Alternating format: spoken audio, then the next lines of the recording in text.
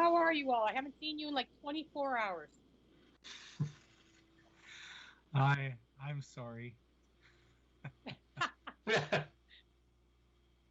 I just had an email sent to me. We don't know where it is, and we hope it's Lethbridge, of four very adorable kids in a park, maybe Henderson Park, um, that they want me to track down the identities of three of the kids. I'm like, okay, we'll see what I can do. Was that just like the picture was of today?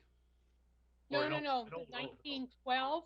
oh, Um, we they It's me, right? It's history. ah, They yeah.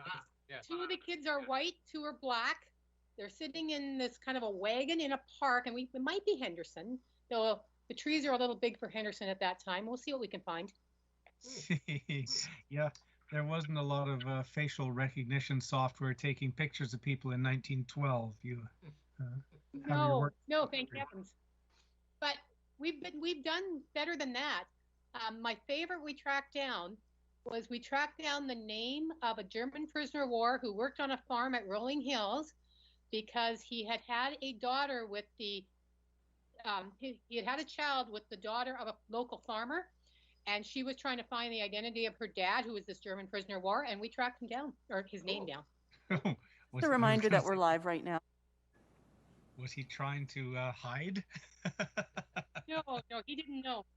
Oh, he was. Linda, I may have probably asked this before, and I don't know if I remember the answer. There's the big collage of people in front of the Galt, and there's a kid there, I think, in a swimsuit. Do you know who I'm? Do you know who I'm? You know, it's just on the entrance. There's a big photo. Coffee 10 cents, and yeah, but there's a kid that he's got no shirt on. I think it's just a swimsuit or something. And the idea who that was or is? You know, Brad Brown keeps saying it's.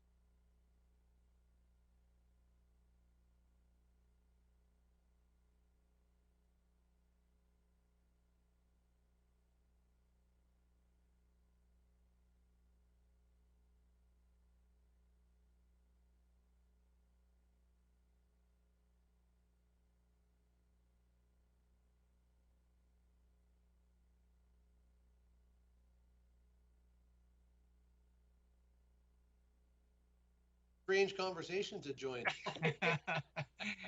Never show up late, Greg. We're working on our council calendar for 2020. Economic stimulus, whatever it takes to.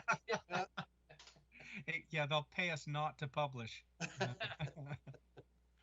Oh dear.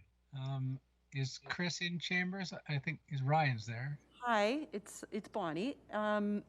Chris is doing an interview right now. He shouldn't be long. I can kick us off because I don't want to keep folks waiting. Is everyone okay with that? Who we've got? I see Blaine. We've got Jeffrey. You can do a roll call if you like. Pardon? You can do a roll call if you like. That would be perfect. And then if we've got quorum, we could get going. Councillor Kaufman. Present. Councillor Croson. Here. Councillor Morrow. Councillor Parker. Here. And Councillor Parker's in chamber today. Acting Mayor Hagan. Hi. Deputy Mayor Miyashiro. Mayor Spearman's just stepped out. Councillor Campbell. With shirt on. And Councillor Carlson. Relieved. So we have 6. Present. So we do have quorum. Yes, we do. I don't think Chris will mind if we begin. And sorry, I'm only jumping in as vice chair because I have a locksmith coming. Our key broke off in the garage, so we're locked out of the garage right now. So he's coming at 3, so I'm hoping to be able to greet him. So I'll call the meeting to order. The agenda has been sent out. Oh, good heavens. Hang on one second. I need to open the agenda.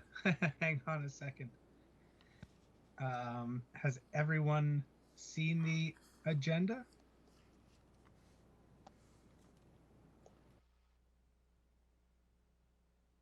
I'm not seeing. So any questions or concerns about the agenda? Seeing none, we could adopt the agenda as presented. Should we do the acknowledgement statement first? Oh, thank you. I don't have it in front of me. I would like to acknowledge that we are on the traditional lands of the Blackfoot people. We'd like to acknowledge their contributions, both past, present, and future. And also we are home to Métis Nation 3. I believe that's the short version. Sorry, I don't have the full version in front of me. Thank you, Mark, for reminding me about that. So the agenda is in front of everyone. No, we can adopt it by consensus. Excellent. The consent was sent out. The minutes were sent out. Everyone had a chance to review them. Any errors, omissions, or thoughts? Seeing none, we'll approve. Bonnie, we can do everything by consensus here, or do we need votes? You can do it by consensus. If anybody objects, then you need a vote. Okay, thank you. Is anyone, I'm seeing no questions on the minutes. Is anyone opposed to the minutes? Seeing none, those are accepted as presented. Thank you. We do have a couple presentations today. I see both Byron and Darwin have joined us. I believe, is it Darwin first? So our first presentation, Mr. Jewell, Transportation Manager, Section C, Transportation Projects. Mr. Jewell, I'll turn it over to you. Thank you. Thank you very much. And Mr. Westerson, do you have the PowerPoint queued up? It is on the screen. It's Janessa instead of Ryan. Is it going to be shared, Janessa, on Teams? Well, just give us 1 second. We'll do that for you, Darren. There we go. Lauren. Okay. Then we can begin. Thank you, Deputy Mayor, members of council, administration, and members of the public that may be watching. Today is our first day of Section C of many other sections as well. And this is the second of the two most important tasks that City Council must do. They must approve a capital improvement plan. A couple of years ago, you approved a operating budget for the next 4 years. This here is a 2022 to 2031 capital improvement plan. Although this is a 10-year CIP, we're focusing really today on the first 4 years, 22 to 25. Today, we're here to present Transportation Section C projects. I'm Darwin Jewell, the Transportation Manager, and I'm here today with Mr. Richard Brumman, our Roads Infrastructure Manager, and we'll present our list of projects and provide our justification and rationale for those.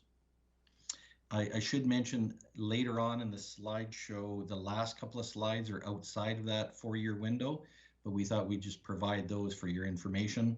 But those you can always, we can talk about those as well. So the next slide, if you can go to slide 3, please. Thank you. The capital improvement plan, we bucket our projects into 4 specific categories, just like other CIPs. And I'll just quickly describe them. Maintain or improve safety. There's 3 projects to that area. Preserve our existing infrastructure. We have very expensive transportation infrastructure, bridges, roads, rail, and there's a lot of money tied up in this, so we have to maintain it in perpetuity. And upgrade our existing system. So this is our existing system where we have to twin roads and do other improvements to these and basically renewing those roads. I'll discuss the first and the third categories. Mr. Brumman will discuss the second category, preserve existing infrastructure. And Mr. Bzunas will do his offsite levy in both transportation and water wastewater after my presentation. Next slide, please. So the first bucket we have, first I'm going to talk the transportation funding options, because we really have 3 particular funding sources. The first is grants, basic municipal transportation grant, which right now is $60 per capita. It's about $6 million per year.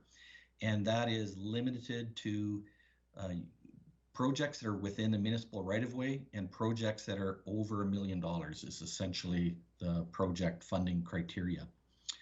The second component is tax funding components, pay-as-you-go. It's generally used to support non-shareable components, smaller projects less than $1 million, or non-shareable amounts within these larger projects. And it's approximately $2 million per year. And then the third funding source is offsite levy projects, and Byron Bazunas will talk about those with his presentation. Next slide, please. The first category is really maintain or improve safety. And we have 3 projects that are specifically related to that. These projects are intended to maintain or improve safety, generally focus on older areas of the city, and this is upgrading our existing transportation system to improve either traffic or pedestrian safety, the first category, improve cycling infrastructure, the second category, or improve accessibility for those with mobility challenges. It's important to note that we use a number of engineering warrants and all the engineering calculations, but the most important thing is these start with customer service requests, or sometimes even council requests us to look at something, and we do that thorough analysis to justify and prioritize those projects. And I wanted to mention the concept of renewal here is very important. The infrastructure that was built 25 to 50 years ago is not used the same way as we use our infrastructure now. So now we have a lot more pedestrians, cycling, we have more technology. We have to renew our infrastructure to the needs of today's population. Basically, renew it for multimodal use. Next slide, please. Mr. Joel? Yes? If I can, sorry to interrupt. We do have questions from councillors. I'm just going to check with them. Members of the committee, do you want to ask questions as we go, or there's 3 buckets, I believe, that Mr. Joel is going to go through of the projects? We could finish each bucket and then take questions, or would you like to ask questions as we go? I see Councillor Kaufman had a hand up. I'll ask Jeffrey, did you want to ask as we go, or wait till breaks between the buckets? Oh, bucket breaks are great for me. Thanks. Okay, thank you. Sorry, Mr. Joel, we'll carry on. We'll have a bucket break very soon. Thank you very much. The next slides, the intersection improvements now, this is really where we're spending a lot of money on upgrading existing intersections due to changing traffic conditions, pedestrian conditions. It's adding, I'm going to try not to use acronyms, RRFB, rectangular rapid flash beacons. It's basically, this picture is 6th Avenue, where we did a whole bunch of curb extensions and RFB, rectangular rapid flash beacons, that is pedestrian flashers. So basically that is to improve and maintain safety for the motoring public, pedestrians and cyclists. And they're generally from warrants, intersection capacity analysis, also generated from customer service requests. So the projects themselves are identified, prioritized, and then we do what we can with the money we have, and anything else gets kicked into the next year, the next year, the next year, and we prioritize every year. These projects can change on an annual basis or every couple of years, but we generally stay on top of prioritizing them, and when something new comes up, fit it in the schedule. The next slide, please, is the bikeways, pathways, C6. And this is our bikeway. The bikeway master plan was adopted by council 2017, I believe. And it's actually building infrastructure now to encourage bike lanes, encourage cycling. This picture is the 7th Avenue Bike Boulevard. This year, we're going to be doing the 4th Avenue cycling corridor along 4th Avenue South, downtown and 7th Street South to connect that from 7th Avenue South to 4th Avenue South through 7th Street. So basically, there'll be more cycling infrastructure put in every year.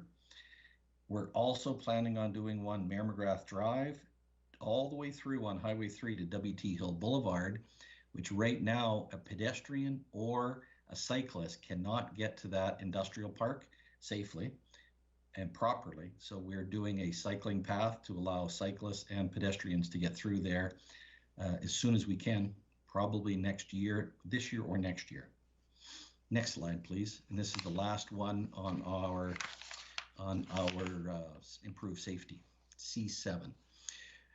Accessibility improvements. We've got a new accessibility master plan. Council approved that in 2020. And the accessibility improvements generally identified from the accessibility master plan are things like tactile duct strips for visually impaired people, audible pedestrian signals, and pedestrian para-ramps is what we focus on, changing those out. I also wanted to mention, this just focuses on older infrastructure. That's where some of these pictures were taken. But we did the same thing on our newer projects, newer capital projects. We're putting pedestrian safety and accessibility improvements on our new capital projects too. And with that, I will take a break and then we can ask any questions on the first category if you wish. Thank you, Mr. Joel. I do see at least one member of the committee who has questions. So it'll be on the first three, the maintain or improve safety, C5, C6, C7, as well as the funding options if folks want to discuss those. So Councillor Kaufman. Thank you, Councillor Carlson. Thank you, Mr. Jewell, for the information, for the presentation. Let's start probably with the critical one. Do we have any indication from the provincial government on the future of BMT? We haven't heard anything negative nor positive. I can recall, I believe it was 25 years ago when it was $25 per capita. That was the last time they actually had changed it up to $60 per capita. So we have heard no good or bad news. Potentially Mrs. Pinkson can even answer that question. I'm not sure if we have any other news from the province. Thank you, Mr. Joel. I saw Ms. Pinkson was at the ready and jumped in as soon as Councillor Kaufman started to speak. So Haley, did you have a response? Yeah, thank you, Councillor Carlson and Councillor Kaufman. Just wanted to highlight there's still a lot of uncertainty about the provincial grants. We have made an assumption in this instance that BMTG will carry on and adjusted slightly for inflation. However, because BMTG is lumped now under municipal affairs and lumped in with the municipal MSI, Municipal Sustainability Initiative grant, there could be some significant reductions or a requirement for council to consider how that funding is reallocated if it's significantly cut, and we just don't know that right now. So at this point, the assumptions that we've made is BMTG will continue as it is, but we'll have to have further discussions after we get through. Hopefully, the province gives some clarity in the next budget, which should be hopefully in March. I mean, all of that obviously is dependent on them, but yeah, so we'll have to work through some more of that in terms of funding and how, where it fits and how council wants to allocate that if there's a change in terms of the overall program with the replacement MSI. Okay, thank you. The fact that it's built into MSI is going to make it complicated to calculate exactly how we're going to approach things, right? Well, typically, Councillor Kaufman, it's fairly like while it's grouped together, they've kept it separate. We know how much, but the question is, are things shifting to MSI or son of MSI or MSI2 from BMT, or stuff being inloaded to BMT? Do you know what ballpark the BMT figure is, Ms. Pinkson? Yeah, it's about $6 million a year. Okay. And so, yeah, so if they, currently it's always reported separately as its own grant within the MSI program. I don't know what that will look like going forward. And it concerns me that they've lumped it together, because then that sometimes means that, you know, they've got a bit more flexibility in how it is reported. Yeah. It's not your first rodeo. Thank you. Mr. Jewell, how does transportation, the hard infrastructure in any way, shape, or form, integrate with asset management? Absolutely. All of our infrastructure right now, that's where we know we have 585 kilometers of roads at a value of 700 million. We have all of our, everything is counted, and also the vast majority of our infrastructure, we have a very good handle on the condition assessment. So Mr. Brumman will talk about the conditions of every piece of infrastructure we have, roads, bridges, even our rail system. So we have condition assessments and inventory on all of our assets. So that's where that expensive asset, I can tell you now, it's over $1 billion replacement value for that transportation infrastructure. Okay, thank you. I guess where my question was going with that, if we're looking at you know, maintaining safety, obviously a priority, improving safety, and I recognize it comes from warrants. Warrants come from a process or system as well. How do we provide that value overlay of, it would be nice to improve that safety versus the safety is actually required? We need to improve that. Yeah. In many cases, our low traffic volumes and our low incident volumes don't hit a absolute, it must be done. We actually take that, usually it starts with customer service requests, or we self-generate a project because of a issue that we're aware of it. And we just say the highest ranked projects, and it's usually ranked by warrants and customer requests. And we say, this is what we can fund. We'll never have enough money to do the nice to haves. So that's something that's not even realistic for us, but we really do have enough money to do the must-haves, must improve this for a traffic safety issue. That we definitely have money for. Those are the ones that are the highest on the list as well. Okay, thank you. Thank you, Councillor Carlson. Thank you.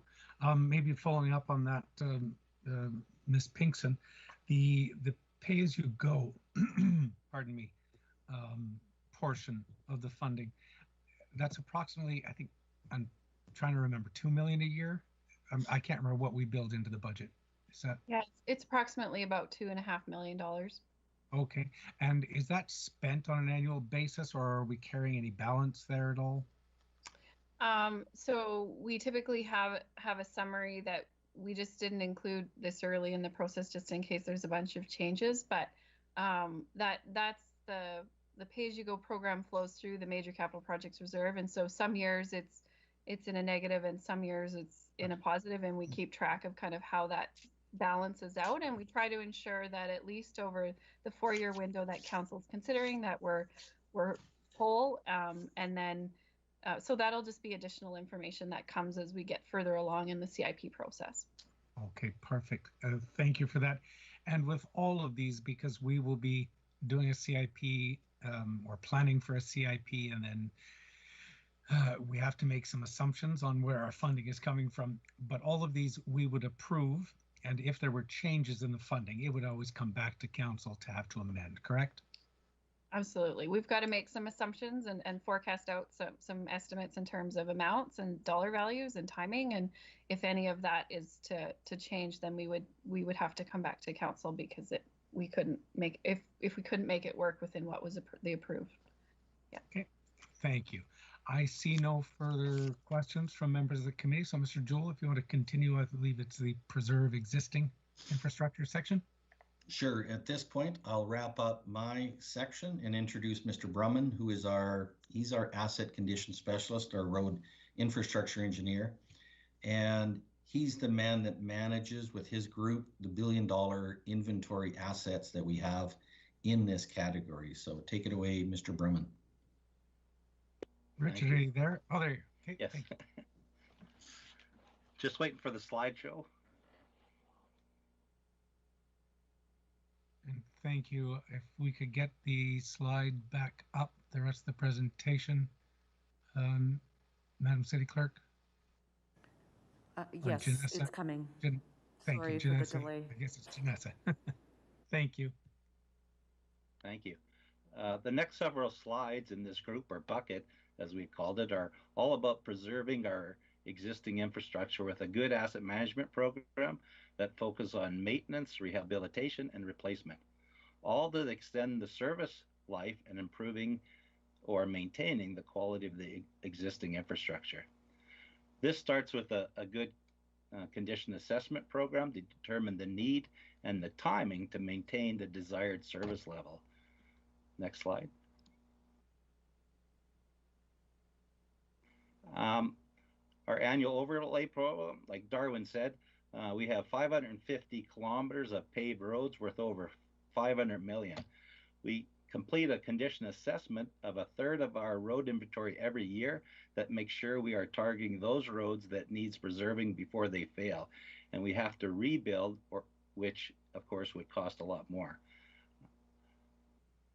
Our proposed budget ensures we meet our current established service levels approved by council.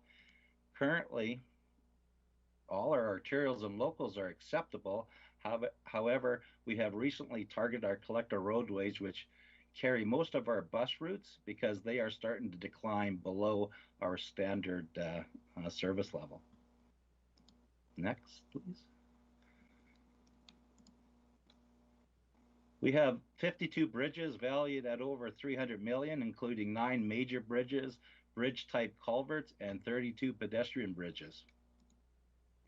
We complete a condition assessment of a third of our bridges every year, which identifies what work needs to be completed in order to maximize the life of the asset. This year, in addition, we actually are completing a pedestrian bridge along Scenic over Highway 3, which is funded 50-50 with the province. This will ensure we have a safe pedestrian/cycling route from south to north Lethbridge. Next slide. We also look after approximately 8 kilometers of industrial rail, which services about or approximately 20 businesses in the industrial area, and this also includes 13 rail signals. This is heavily regulated by Alberta Transportation Rail Safety Branch, which means we walk and inspect track every month and complete monthly or weekly, monthly, and yearly signals inspections. Through these internal inspections and external expertise, we create an annual rehab program to maintain the rail to the industrial rail standards set out by the Rail Safety Branch. Next slide, please. Now I have to switch mine. Traffic signals. We have 148 signals and 53 pedestrian signals, all worth approximately 60 million. Along with the street lights, we have completed condition assessments of the steel, and our budget is based on our current inventory and expected service life of each component. Next. We have over 13,000 streetlights along roadways within and within parks, and all valued around 32 million, funded through our community lighting program. We just finished another round of condition assessments, and this has identified poles that need replacing immediately within 3 years, and ones that only need to be painted to extend the life of the asset. The primary objective is the timely replacement or rehabilitation of the asset before they fail. Next, please. We have over 730 kilometers sidewalks worth approximately 80 million. We complete a condition assessment of 1/5 of our inventory every year, and downtown every year, to ensure we are targeting those assets that need repair before they fail or are a risk to our users. This program includes block-to-block replacements and complements our accessibility program. Next slide, please.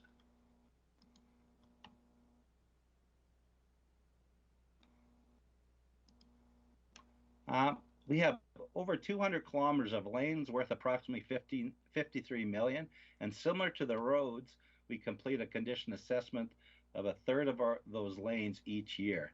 This is a fairly new program. I think this is the third round of CIP, and you can see that we've identified that, you know, our service level is less than we would like.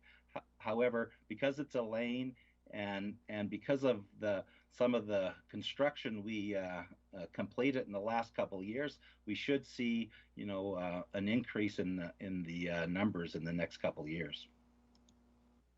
Next slide, please. Oh, I think that's the end of my bucket. Thank you, Mr. Drummond. There are questions. Councillor Kaufman. Thank you, Councillor Carlson. Thank you, Mr. Drummond, for the information, for the presentation. My camera's off because I'm split screening with the presentation, so it's one or the other. On C12, you talk about the street lighting, community lighting rehabilitation. In your verbiage in the description at the end of the first paragraph, it says, and before they fail and increase city liability, can you just briefly address what the liability issue is here? For the streetlights, we find that especially on arterials where we, you know, like for instance, Whoop Up, that because of the salts and stuff like that, we actually want to inspect those probably every couple of years because they actually corrode and has the potential of falling over. So if you guys noticed in the news, I think I look at Google, I think every morning, and I think it was Fort Saskatchewan. There was a sign structure that fell over. So our whole condition assessment is to make sure that we identify, you know, a weaker or a corroded or a street light that needs to be replaced, and hopefully we replace them sooner than later. And our condition assessment does that for us. Okay, thank you. Are we examining alternatives, different mechanics, different processes, different location, a different way of illuminating the road? Not for illuminating the road, but just in the last, I think 5 years, galvanized poles is kind of something that is actually a better type of pole that is more resistant to corrosion, and this is really about the preserving the infrastructure versus, you know, lighting or new lighting, I should say. Okay, thank you. C13 sidewalk, major sidewalk rehabilitation program. When we are rehabilitating these sidewalks, are we maintaining the same size of the sidewalk, or are we increasing the sidewalk standard? Because I know that one of the conversations with Build is looking at wider sidewalks pathways. Are we matching that, or are we just replacing to the same size and standard that we take out, or same size that we take out? So about, maybe help me out, Darwin or Byron, about 3 or 4 years ago, there was a slight change in our standards, and it only actually was 4 inches wider for, you know, the standard sidewalk. So when we can, we try to obviously, you know, every time you touch something, you want to put it to today's standard, and so we try where we can. It's harder in existing areas to get the, you know, the extra even 4 inches, but if we can, we try to increase it to the current standard. Okay, yeah, thank you. I'll try to answer that as well, because there's a number of locations. Scenic Drive is a classic one that everybody knows, where we widen that sidewalk along Scenic Drive north-south to from 1.5 even to 2 meters. But some of the older areas, Chinook Heights has a 1.1 meter sidewalk. When we do full panel replacements, meaning block to block, then we try to upgrade to the 1.5 meter standard now. There's some cases we can't do that. The public doesn't let us when they've got all the landscaping and everything in there. But most of the time, we're trying as hard as we can to upgrade to the new standard, which is 1.5. It's easier if you're just replacing a sidewalk where it's 1.4, and then we increase to 1.5. It's not a huge difference, but then it comes at less of an opposition. But sometimes you have obstructions in the way as well. So we try to where we can when we're doing full block replacements. Okay, thank you. Final one, Councillor Carlson, if I can, Sorry, just C4. Or other people in the queue, Jeffrey. Absolutely, I'll hop out then, thanks. Okay, thank you, Councillor Campbell. And then I got Councillor Crowson, Thanks. Thanks for the presentation. You know, when you assess what the roads are like, they're often they're not necessarily what the general public thinks that the roads are, and what, you know, the kind of need that is required. So I'm sure that's always a challenge for your department. Is there a way for the general public to kind of understand that this road, while it's not the greatest, it's not a priority for the city right now? I mean, is there a way that you can deal with that and sort of satisfy people's concerns and anger? Yeah, we do this all the time because every year we're doing an overlay program. We try to get this ready 2 years in advance, and we don't publish that to the public, but we have it ready to go. But some roads might fail quicker, but we get requests all the time. Well, why not my road first? And we'll actually work with them and say, well, because we have 5 other roads that are worse than yours, and we show it to them on a map, that we can actually print the map and show you have a pavement quality index in a percentage of 45, which isn't that bad when we have a standard of 50. Some that we're repairing or overlaying are in the 20s and 30s. So it's hard to argue the worst gets done first. And we have to prove it to some members of the public that there are worse roads out than in front of my house. So that's what we always do. But we put it on a list and then we monitor it. Basically, anything less than 40% is in our radar to look at on a regular basis. Anything less than 40%, because we have an average road condition of about 55. And so this is a standard that is a very well adopted standard. 65% for arterials, 55% for collectors and bus routes, and then 50% for roads and lanes. We can accept a slightly lower condition there, but averages speak a lot of, you lose a lot in averages because the individual road section can be much, much worse or much, much better depending on the individual sections. Yeah, I'm thinking of a couple of businesses that are, have some real issues all the time, it seems, and they call us, and so just wondering, best way to, I guess, just to get them to call you guys is the best way to go. And we can print the map and show them exactly what the rated condition is of the road in front of their house. Usually they're done on a block to block or a number of blocks, 3-4 blocks in a row, but they're all averaged, and then that's where we get this average condition assessment where we monitor that so we're not getting behind the 8 ball with poor road conditions like Edmonton, for example. When those roads get down, they're less than 40% average. Ours is 50-55% average. Okay, thanks, Councillor Carson. Thank you. I've got Councillor Croson next. Belinda, if you don't mind, I've just got a bit of a supplemental to Campbell's question, so I'll ask it right now. In those types of assessment, but particularly with the lanes, I'm thinking, because I know you do the lane as a block. There are some lanes that would be, say, 50%, 60% average, but one section is completely crumbled. Do we do that similar to the roadways where we'll do like a pothole fix? Because I know that I get those complaints all the time, that the rest of the lane's fine, you don't need to replace the whole thing, but fix this hole. Yeah, and basically I just tell them to call 311, and we have a program for that, especially when the weather is good in the winter, not this week, but in weeks past.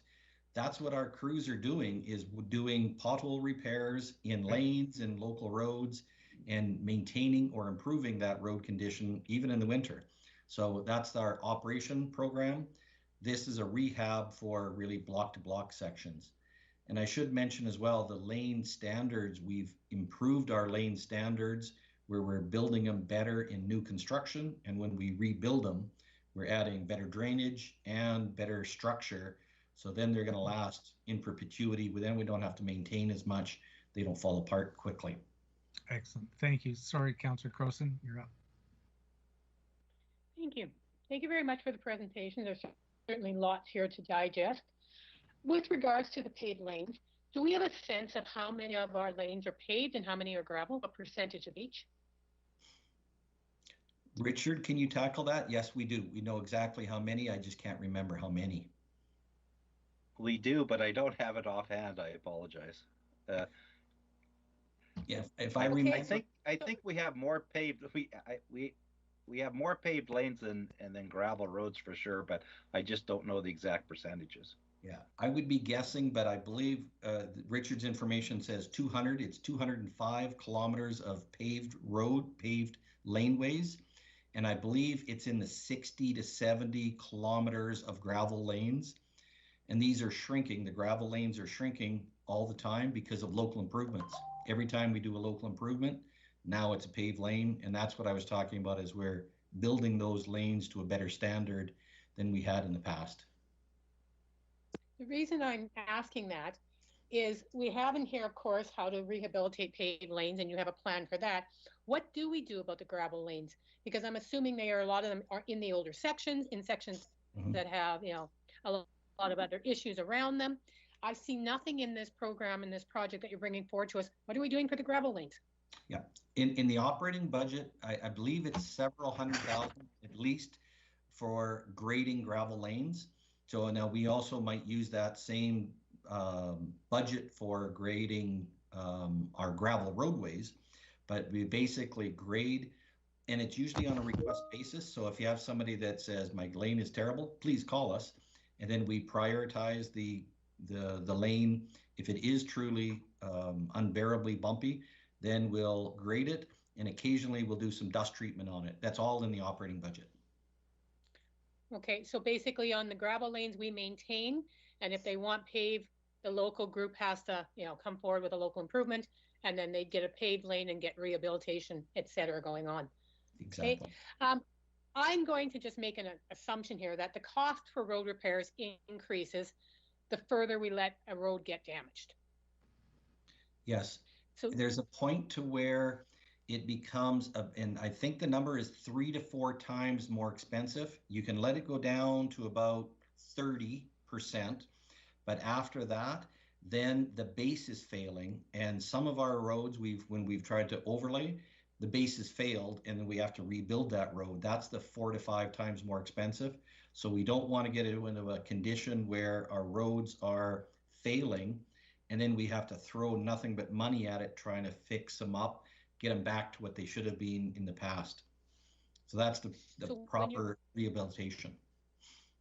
So when you're looking at what roads you're saying are absolutely essential to work on, you're using that sort of standard in there as well, going, this is the cost recovery analysis. We do it now and we'll save more money than if we leave it a year or two. Yes. Okay. Thank you very much. Hey, I've got Councillor Kaufman up next, and then Councillor Campbell, your hand is still up. Do you have another question? Sorry, down. Okay. Down. So, and same with Councillor Croson. Were you done? Your hand is still up. You're done. I will have more questions later after the next bucket. Councillor Kaufman, and thank you for your patience, Jeffrey. Oh, no problem. Cut me off anytime.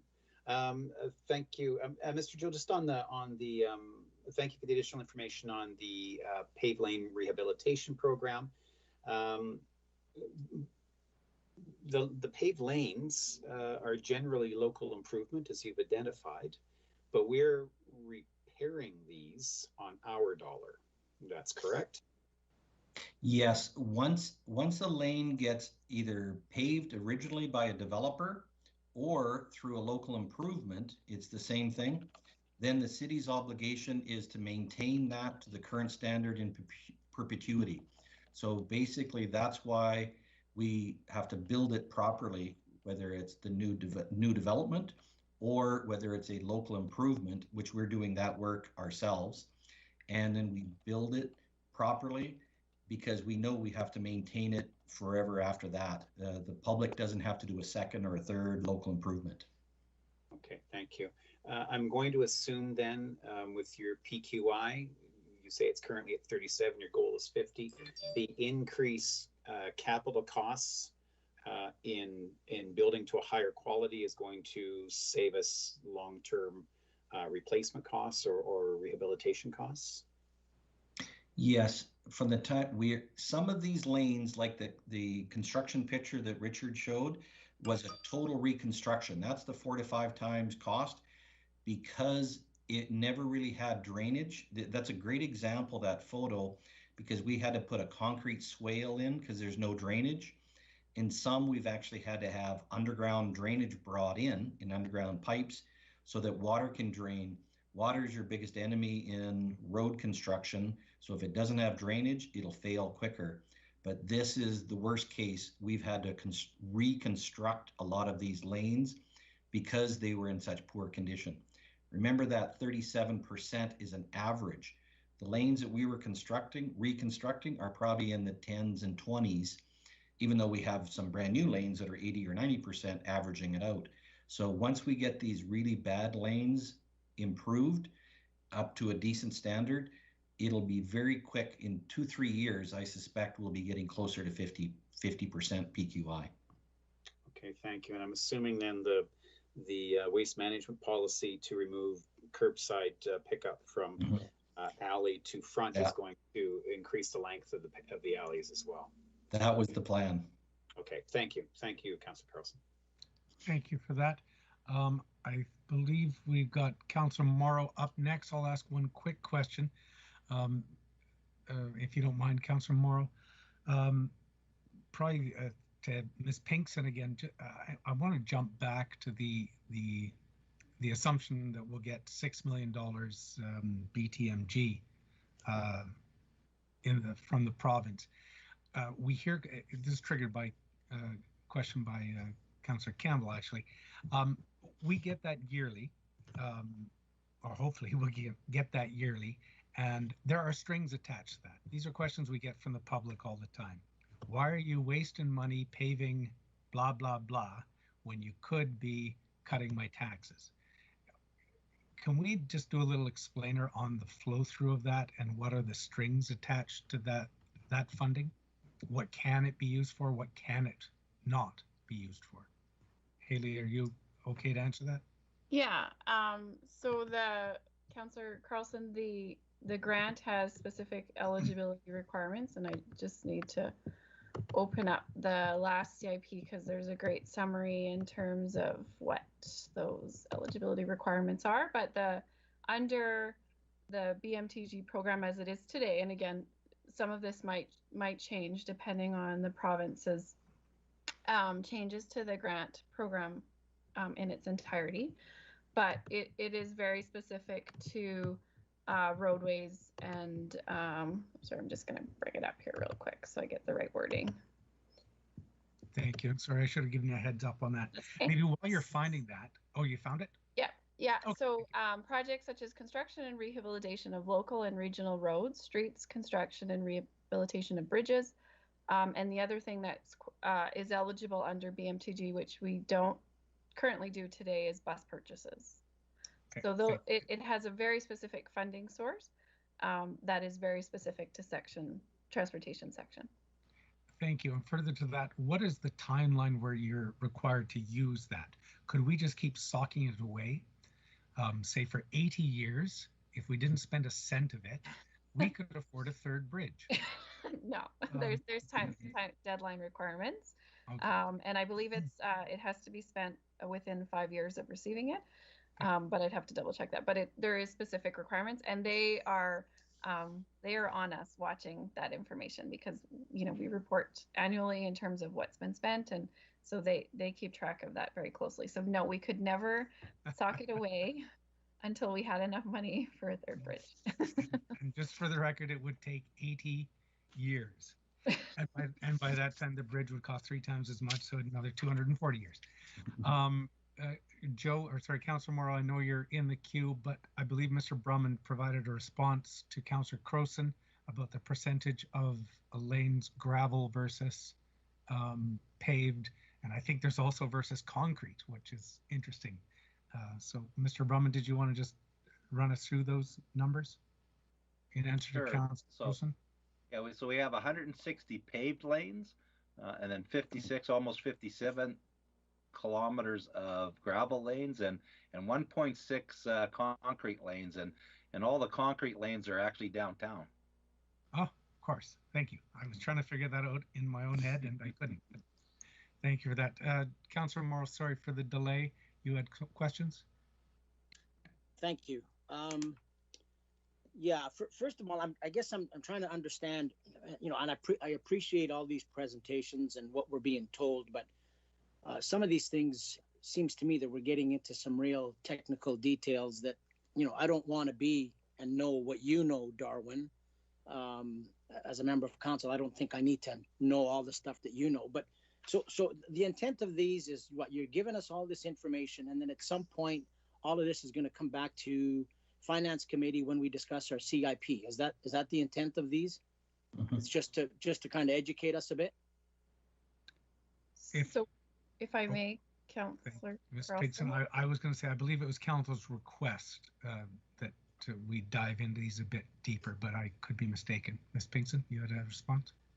So at the last economic, which I was away, but Ms. Jared did a presentation in terms of a schedule, in terms of bringing forward all of the projects to have the council's opportunity, or economic SPC's opportunity to discuss and gain further information. So we've bucketed each section into specific dates of economic SPC, so that then all of this information will then be considered during CIP budget deliberations later on in May. So it's just to break it up so you don't have the entire CIP and all the projects coming at once. So each individual section will be presented to just provide council with additional information.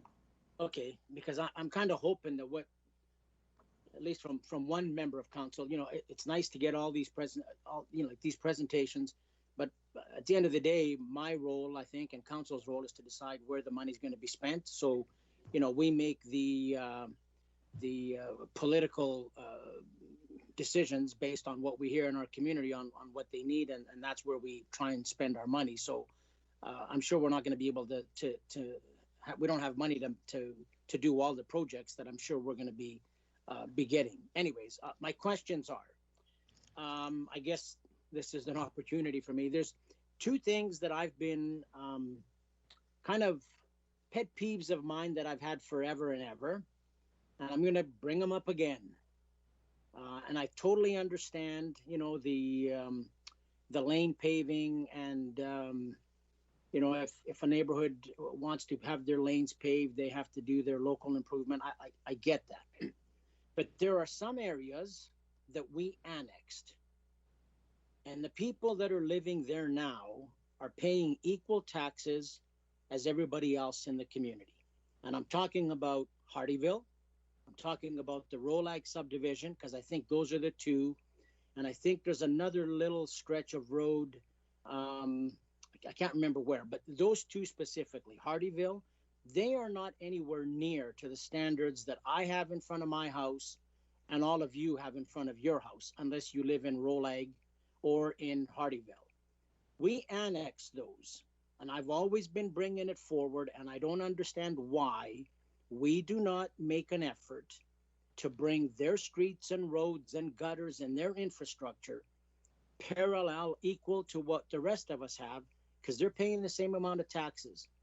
So is there a plan that we, through time, and I know it's going to take time, is there a plan that we look at Rolag and Hardyville and some of those subdivisions where we bring their road structure up to our standards? Thanks, Councillor Morrow. I'll jump in first. I think that would be a council decision. It would take a member of council to bring something forward, and thanks for answering. I've done that many times, and as soon as administration comes back with the number, I prefer to hear from the administration. Sorry. Yeah, Councillor Morrow, I'm just letting you know that would be a council decision, but I believe Mr. Hawkins can answer that from administration. But it would be a council decision if administration was to bring it forward, but they won't, because any member of council can bring forward a resolution that they're willing to bring forward at any time. Mr. Hawkins? Yeah, that's. I just needed to comment on that. We, Councillor Morrow, I do recall in the past, this issue's been raised. We have typically as administration suggested that this is a local improvement. We have preliminary designs in place. We have a sense of the total investment associated with bringing it up to current standards or a better standard. And that would, again, based on current practice, that's a local improvement. But when faced with those expenses, those neighbors in those neighborhoods and those residents aren't prepared to incur that expense directly. If council wants to take it on as a community project and not a local improvement, that is well within their rights. They can do that, but it would require capital dollars to do that, and council would have to collectively make that a priority. So we, if that is the direction of and the will of council to actually bring forward a CIP project that deals with that for deliberation, I'm sure we can pull something together to have it debated as part of this process. And I understand that, and I know you've given the same answer before, and I think you've given a price tag. Last time I asked that if we were to do this, we're looking at $30 to $50 million or some crazy amount that we can't afford. I get that, but I guess what I'm trying to say is, have we as the city, have you guys gone to Rolag, gone to Hardyville, and asked them, you know, maybe they'll kick in half of the money to bring their streets and gutters up to par. I don't know. All I'm saying is that's never been brought forward by administration. And I guess I'm just somewhat upset that we don't treat those people that live in those subdivisions, and we don't even make any effort to try and solve their problem. And that's the point I'm trying to make. So I understand a member of council can bring any resolution, but at $30 million, you're just going to say we don't have the money and it's a dead deal. So is there a plan to work with those neighborhoods to see if there's anything that we can do to work together to bring them up to standards like the rest of our community since we annexed them? I'm going to let Darwin jump in, but my initial thoughts is yes, there is always a plan. There is plans. We have in the past tried to engage those neighborhoods. And again, when faced with a local improvement, a special assessment, they have always backed away. And there's been no willingness to actually get the 2/3 majority of the residents to ultimately agree to that. Now we haven't, I don't think we've had any recent discussions with those two neighborhoods, and I'll let Darwin speak to that. Thank you, Mr. Joe. I'll describe the last conversation I had with a resident probably 2 weeks ago of Rolag subdivision.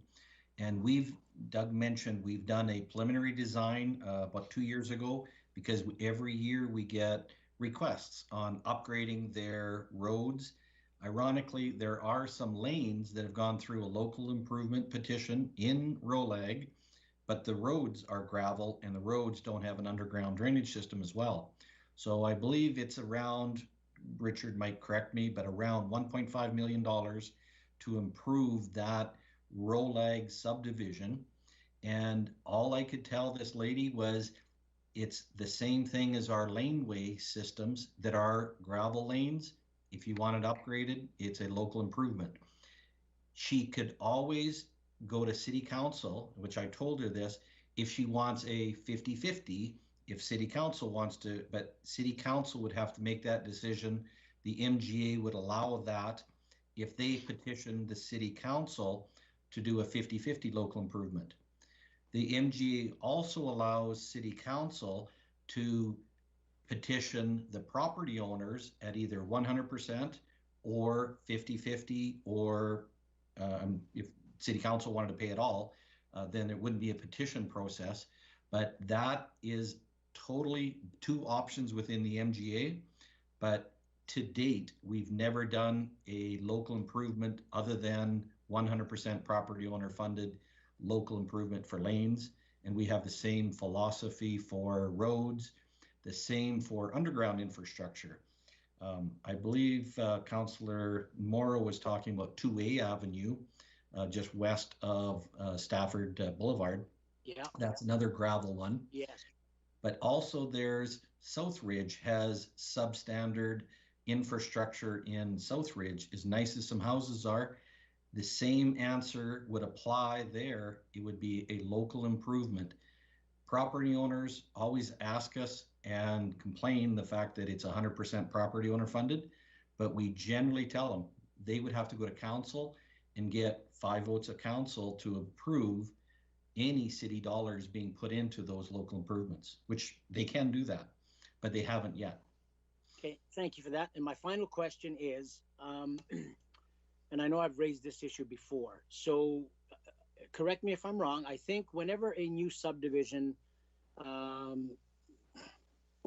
is done, the city ends up taking over and maintaining the roads and the parks and everything.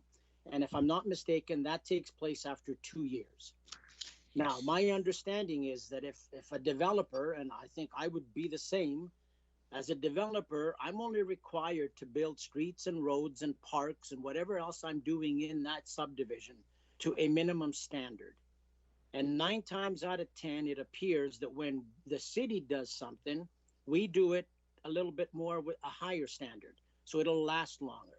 So is there an opportunity, and why would we not maybe, instead of taking over an area after 2 years, why don't we maybe take over the area after 5 years, so that the developer, because they do things at more of a minimum standard, they would be responsible for any maintenance that took place, because that costs us a lot of money.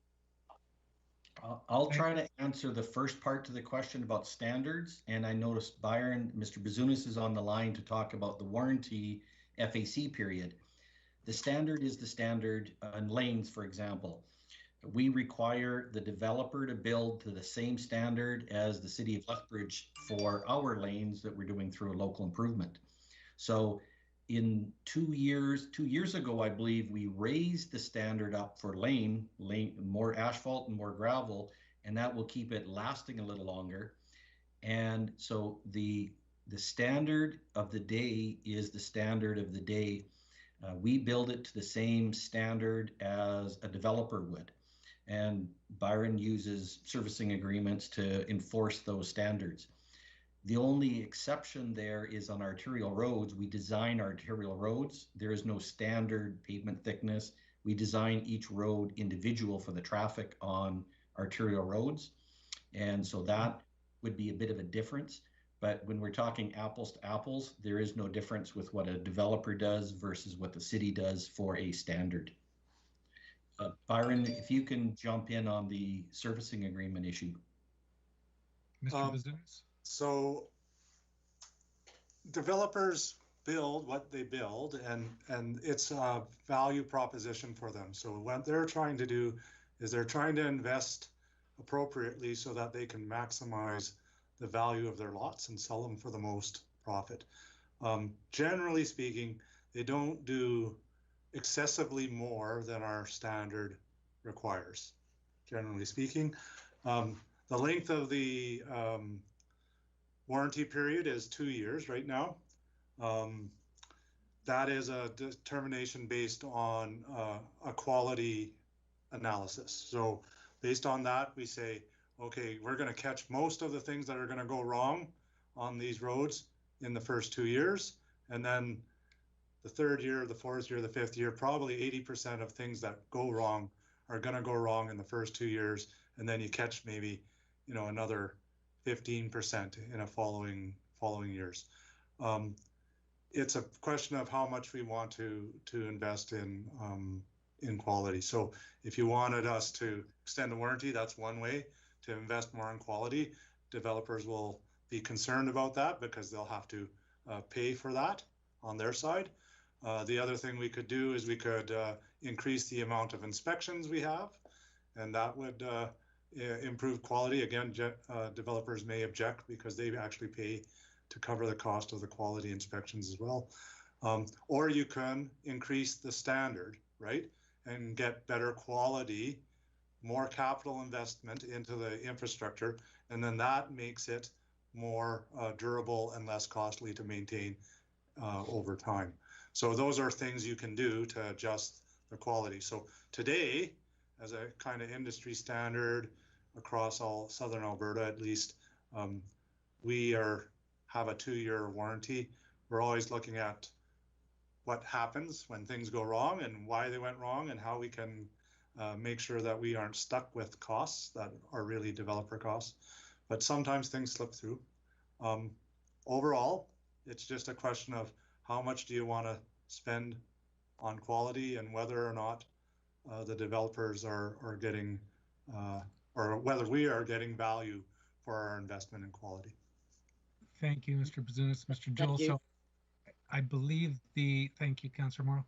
I believe the answer was, to be clear, we don't build to a higher standard than our developers. We all build to the same standard. Is that what I heard? Yes. The standard is generally the same.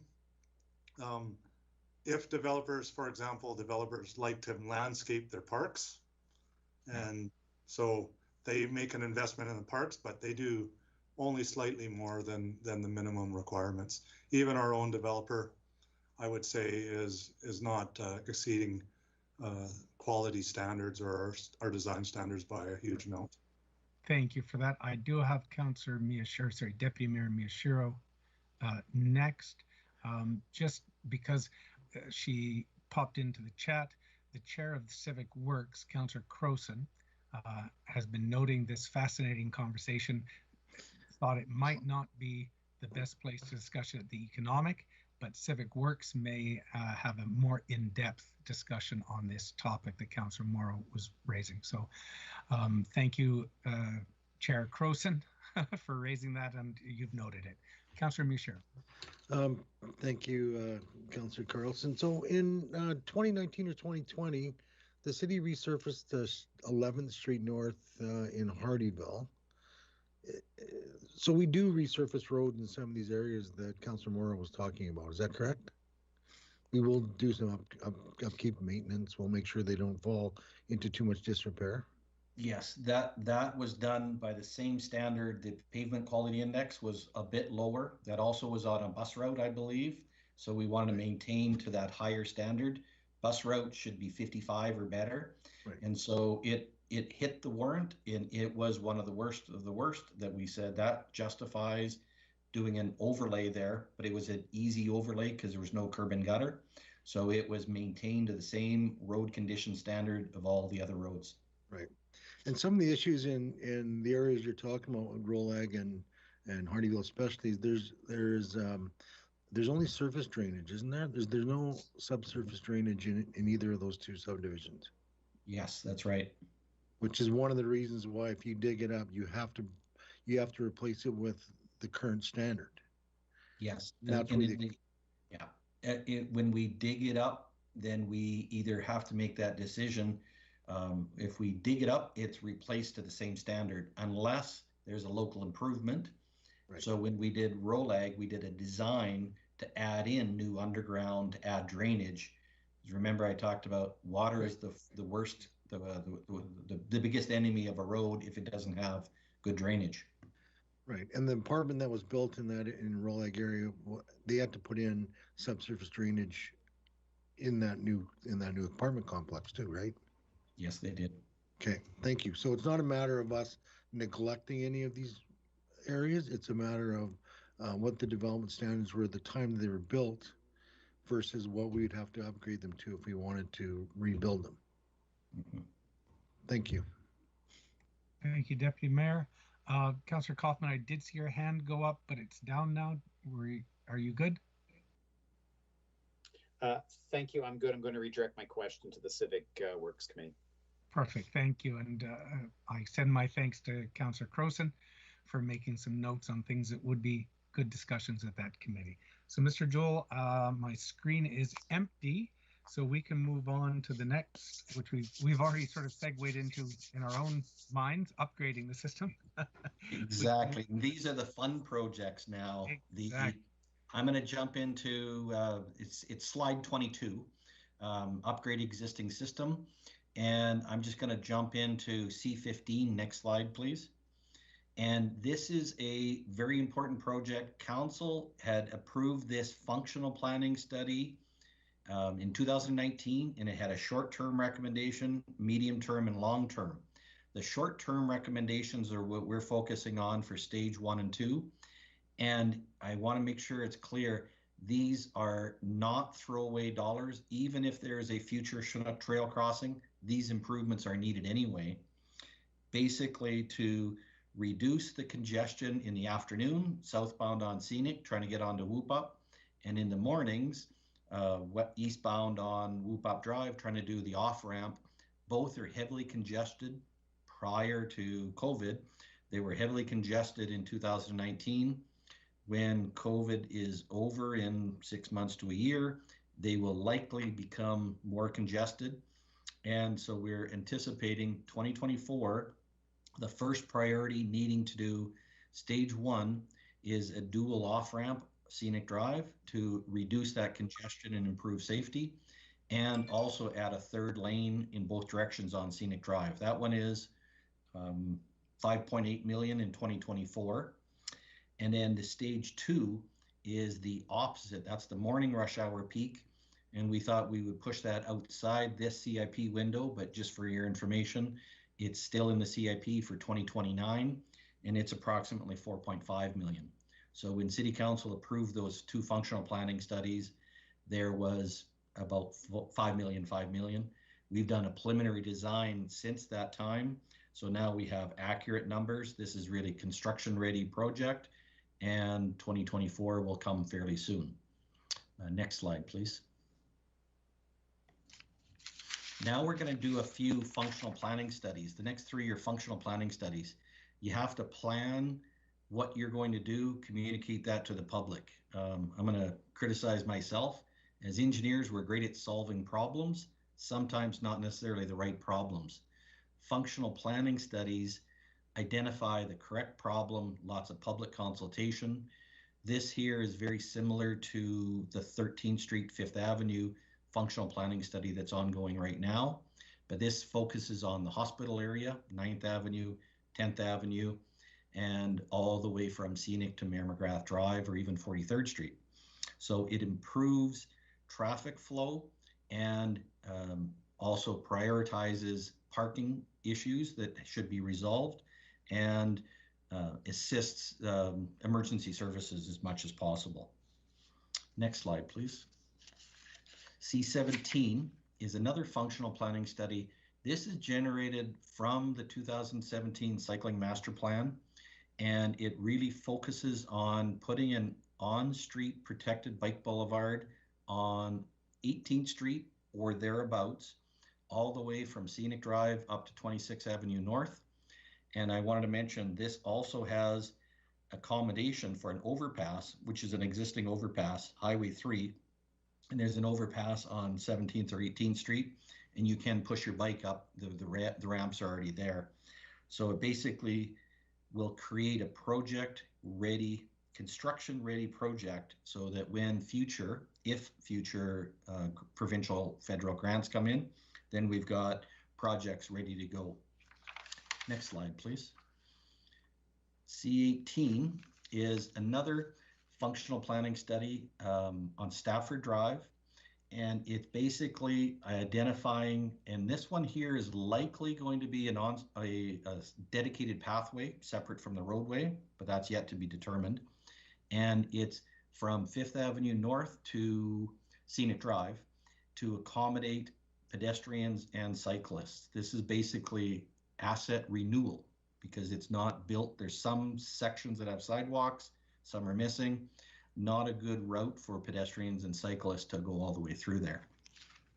So basically we do the same thing. It's public consultation, concept designs, pick a couple of options, and then City Council always has that final approval of functional planning studies so that it can be a project-ready project in the future, the next CIPs.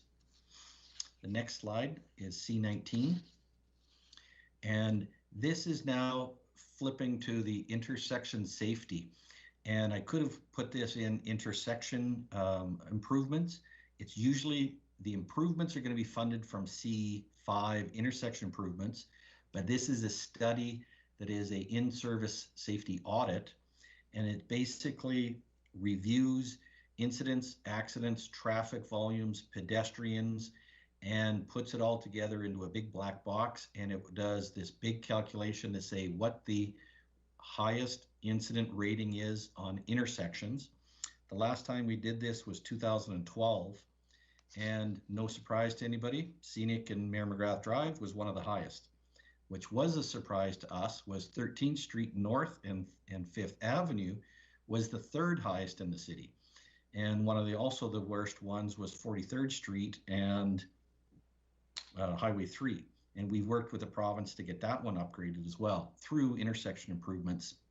So every year, that's where we use the C5 to do the intersection improvements. This is identifying the intersections that are highest and best to be done. The picture there is actually showing Mayor McGrath Drive and 2nd Avenue, which is a skewed intersection that has some safety issues with it. And we've identified that. I believe that's coming up as an intersection improvement in the next couple of years as well. Next slide, please. C20 is, if you recall back, this is about 4 years ago when we did variable speed on Whoop Up Drive. We actually funded the speed signs from snow removal, but this is not replacing the speed signs. The speed signs are working just fine. This is the variable message signs that are, right now, we just put in temporary portable ones, and they're about, some of them are 5 years old, some of them are up to 10 years old. They're starting to fail. We're now wanting to do, and because it's so effective, the variable message signs on Whoop Up and the variable speed limits, just like Anthony Henday Boulevard in Edmonton, they do the same thing with bigger variable message signs and variable speed limits.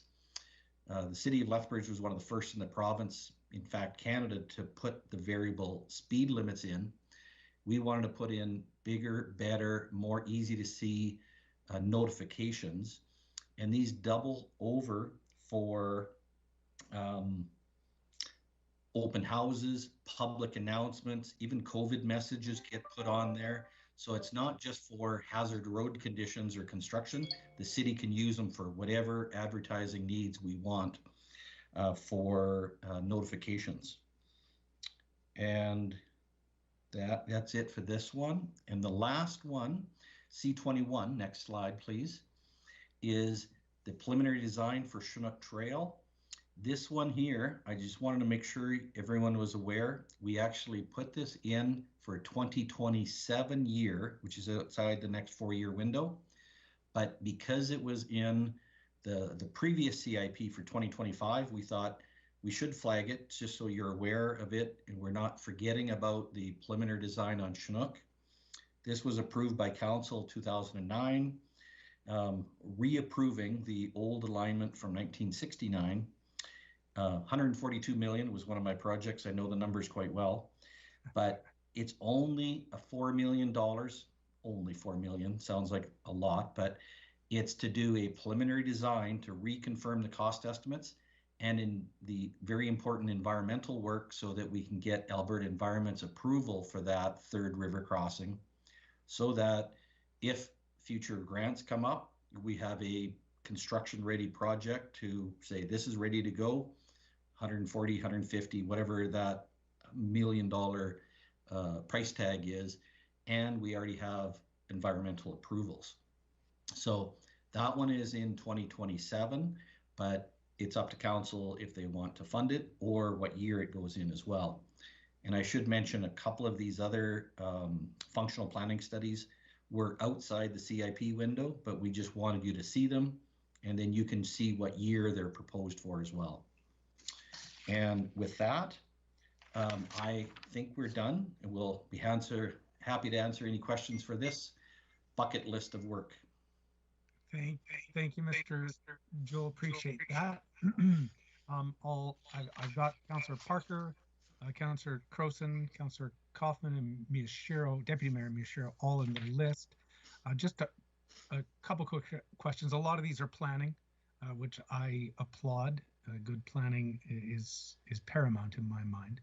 The Chinook Trail crossing, and I'm trying to go by memory. I believe we approved that for 2025 in the last CIP, and at that point it was $5 million. It's come down $1 million, or have we already invested some dollars? No, it was reassessed. Okay. Mr. Brumman worked his magic, because before we just took a very simple high level 3% for the total project value and did a rough guesstimate in the previous, because it was outside the last 4-year window. But now Mr. Brumman has reassessed. It's a little bit better.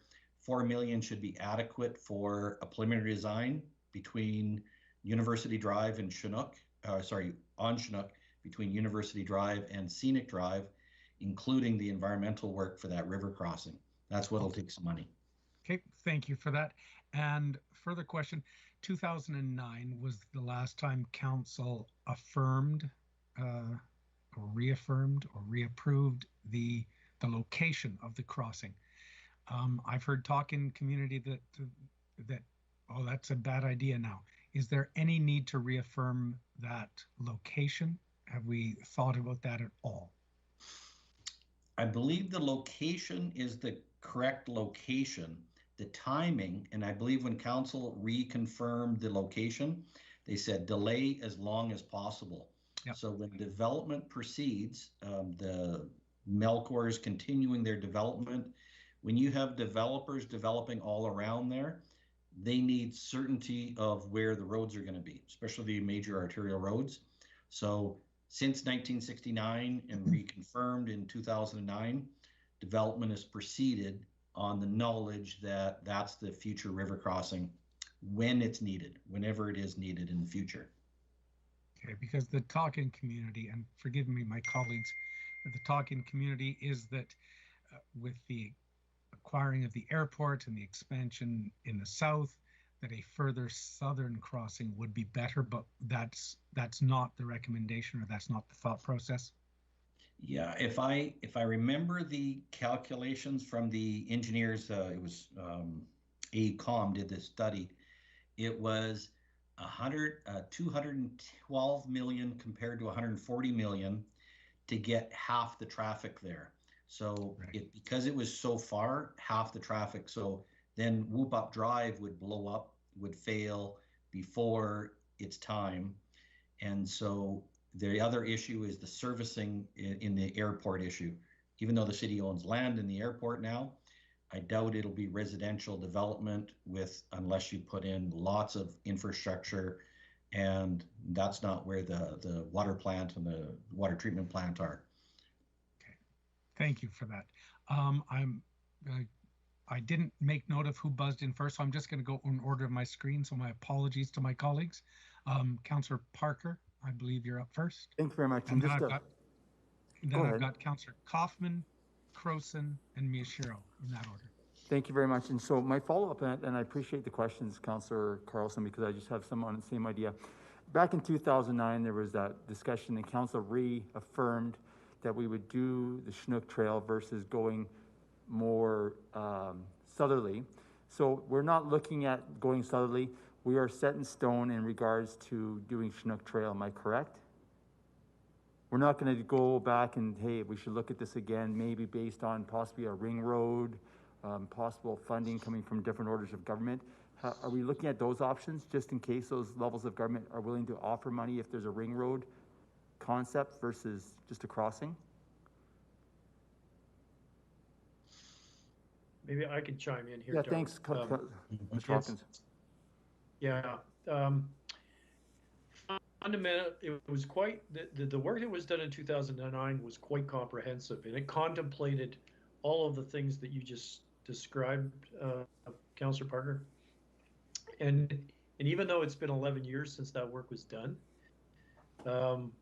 there is nothing to suggest that anything has substantially changed in terms of traffic in the context of growth, because this is really a growth project, albeit it's not funded traditionally by developers or offsite levies. It's going to require special funding. But in terms of meeting the 150,000 population of the city of Lethbridge, 120 to 150, that was considered, and that hasn't actually changed in terms of any of the development, the planning and growth planning that we've done since then. So I would suggest that there is no need to revisit some of those concepts and some of that original planning. In fact, we've gone so far as to based on that 2009 work, to secure the right of way, not only on the east side of the river, but to make the acquisitions necessary on the west side as it loops up along the west edge of the city and northerly to the future business area in the northwest of Lethbridge as well. So no, we are not suggesting that this work contemplated in 2027 would revisit that. It would actually be addressing the next level of detailed planning specific to the existing Chinook Trail right-of-way that we've secured. Thank you for that, Mr. Hawkins. So I'm going to go base everything on the Chinook Trail, where we have it. So and now my second question. Now, regards to timing, you just don't buy a bridge and set it up. A bridge takes 4 to 5 years. Something of this magnitude probably takes 4 to 5 years to build from start to finish, I'm guessing, if not longer. And during that time, there's lots of road usage on not only McMaster, as we all know, University Drive, but also Scenic Drive, because instead of taking a third bridge, you have to use all these roads, and obviously there's more wear and tear on these roads.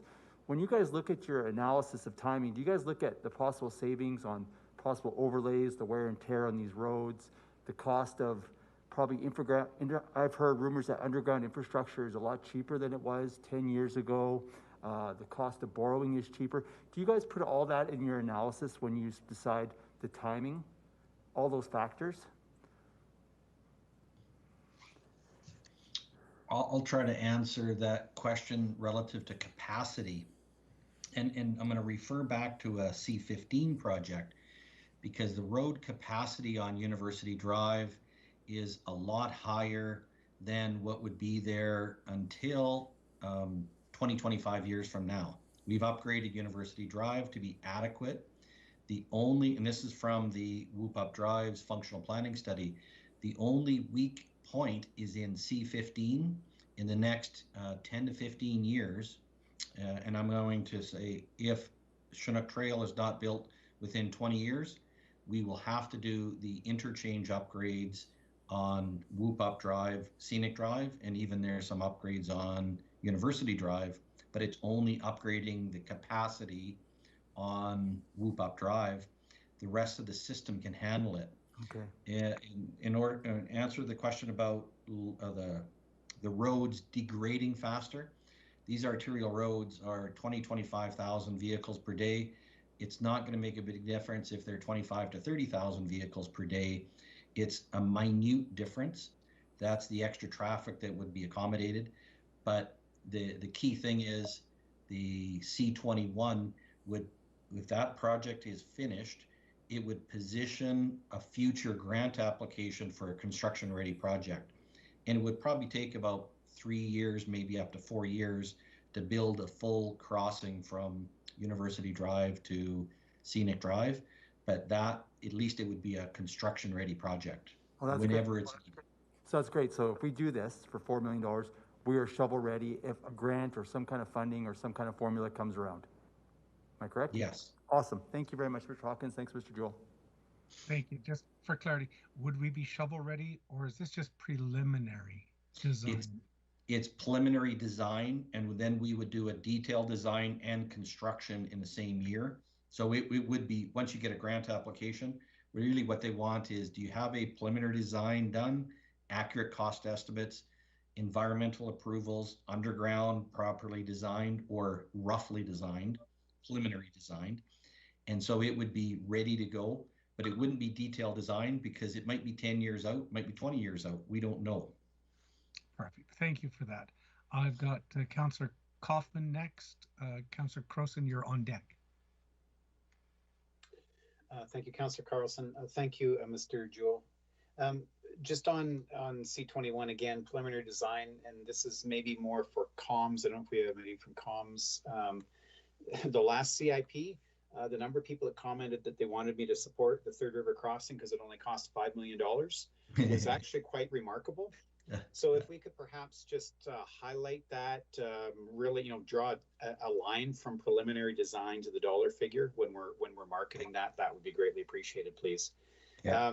On C18, and again, just in terms of resource allocation, I know that we're trying to, Mr. Senema did a cycling master plan presentation to Civic Works Committee earlier this month, and so we're looking at 13th Street right now, but there may be some connection, there may be some issues there. When you're looking at a functional plan, and you're looking at, in this situation, Stafford Drive North, are we close enough to being warranted to do something like that in terms of demand, community demand, or our own understanding, versus reallocating those resources at the moment to ensuring we can make good connection from 12th Street over to 13th Street for these cycle connections? Yeah, excellent point, because they're both cycling infrastructure, but that's why I mentioned this Stafford Drive is likely to be a dedicated separate pathway, 3-meter pathway. So it's really used by pedestrians as well as cycles. So it will accommodate cycles and pedestrians and anybody else, all other forms of travel. The one on 13th Street was intended to be a on-street cycling lane corridor, either on 13th Street or on 12th Street, 12C Street and 15th Street as side by side, but they're two different methods. If you're comfortable cycling in the roadway, you can cycle on 13th Street.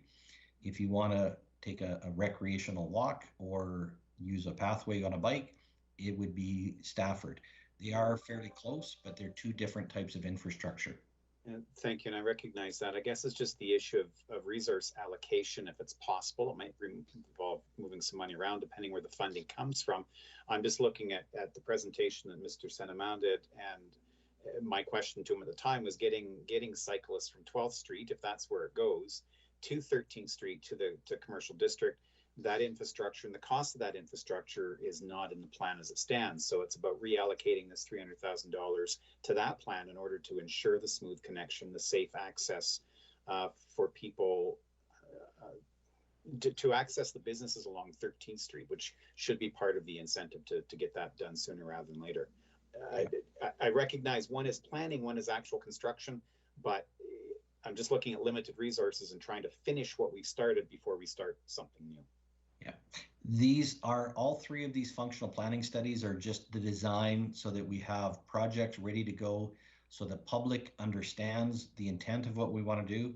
Council approves the intent and likes the concept designs, and it allows us to do initial cost estimates, rough cost estimates, and put those in future CIPs.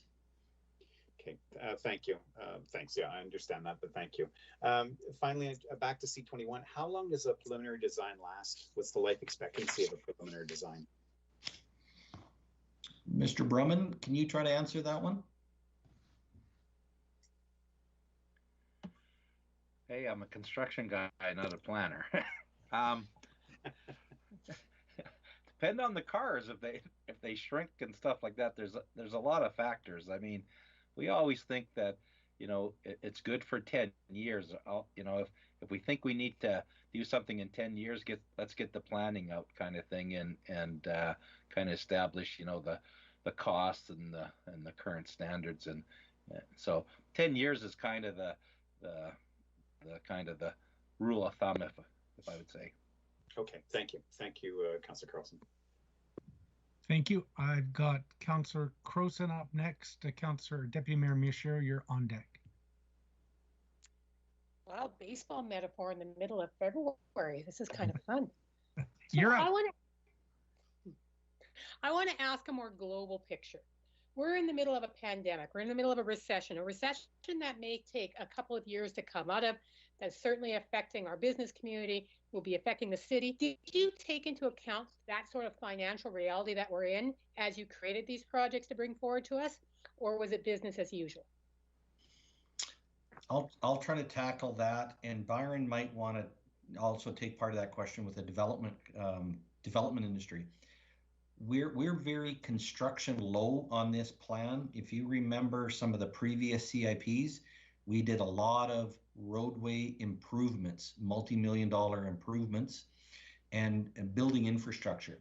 This I would describe as a rehabilitation plan where the roads are not getting any better. They're continued to low. So we should be maintaining what we have to the current standard.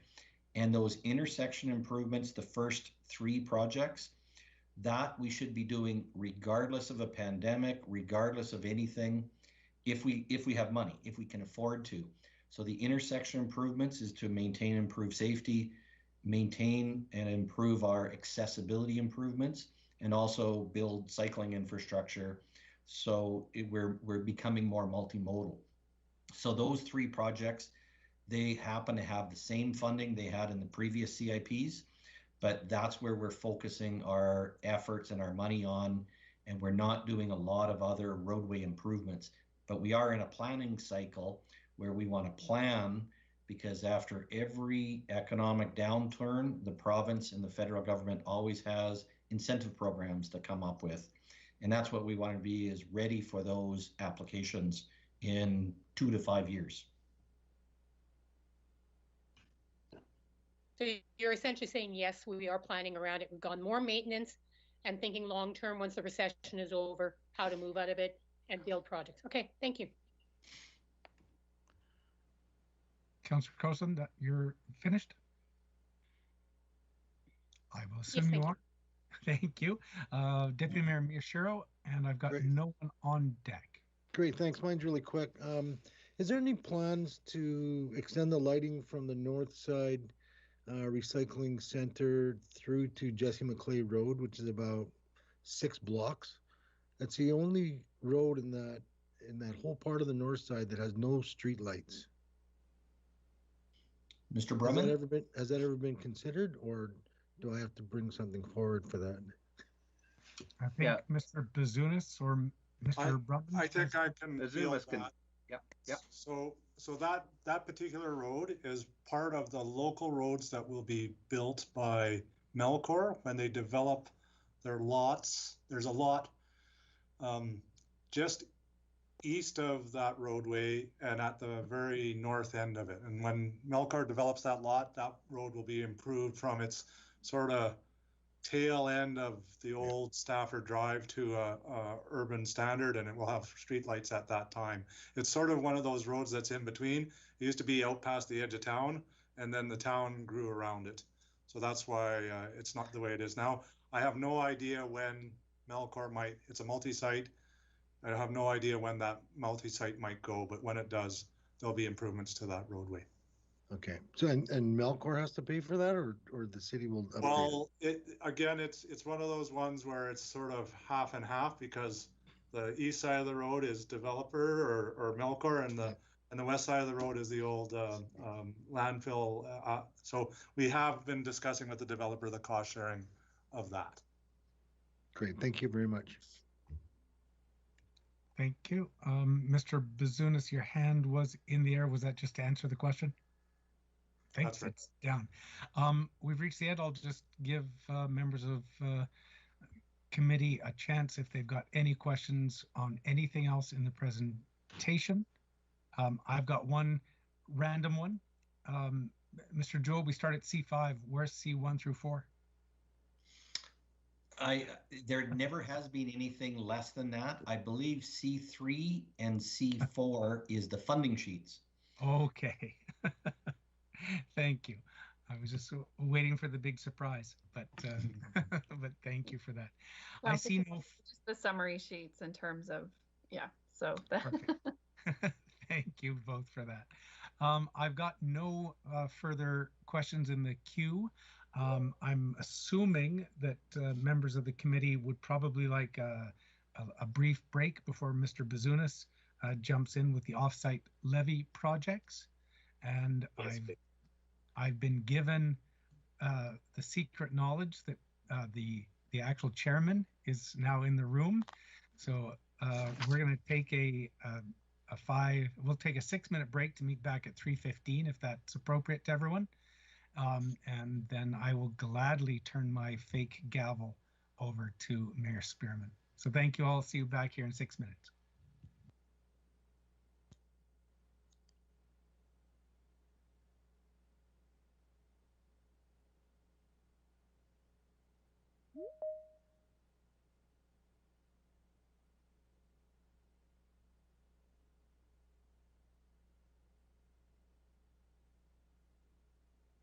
Turn my fake gavel over to Mayor Spearman. So thank you all. See you back here in 6 minutes. We deserved that.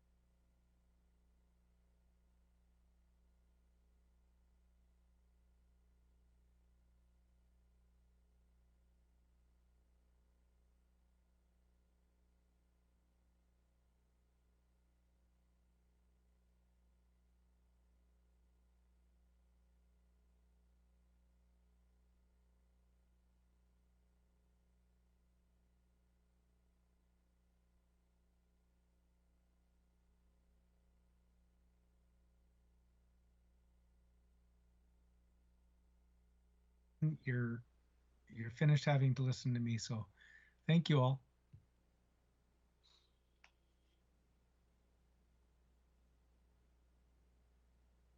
We will be coming back to order here in a moment.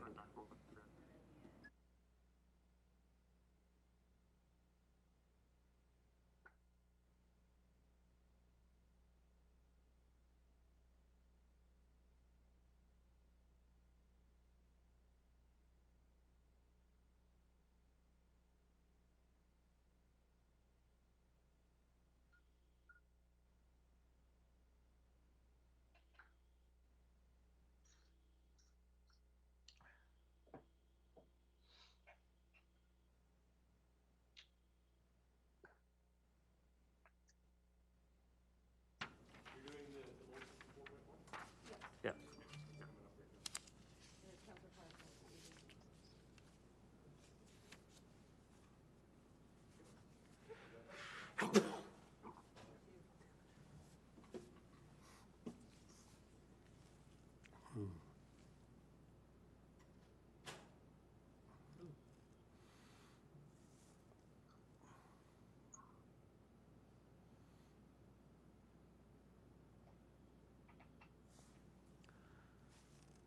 So do we start the meeting now?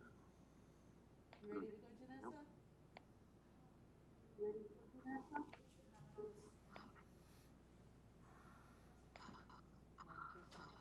Hmm? I guess not. Yeah.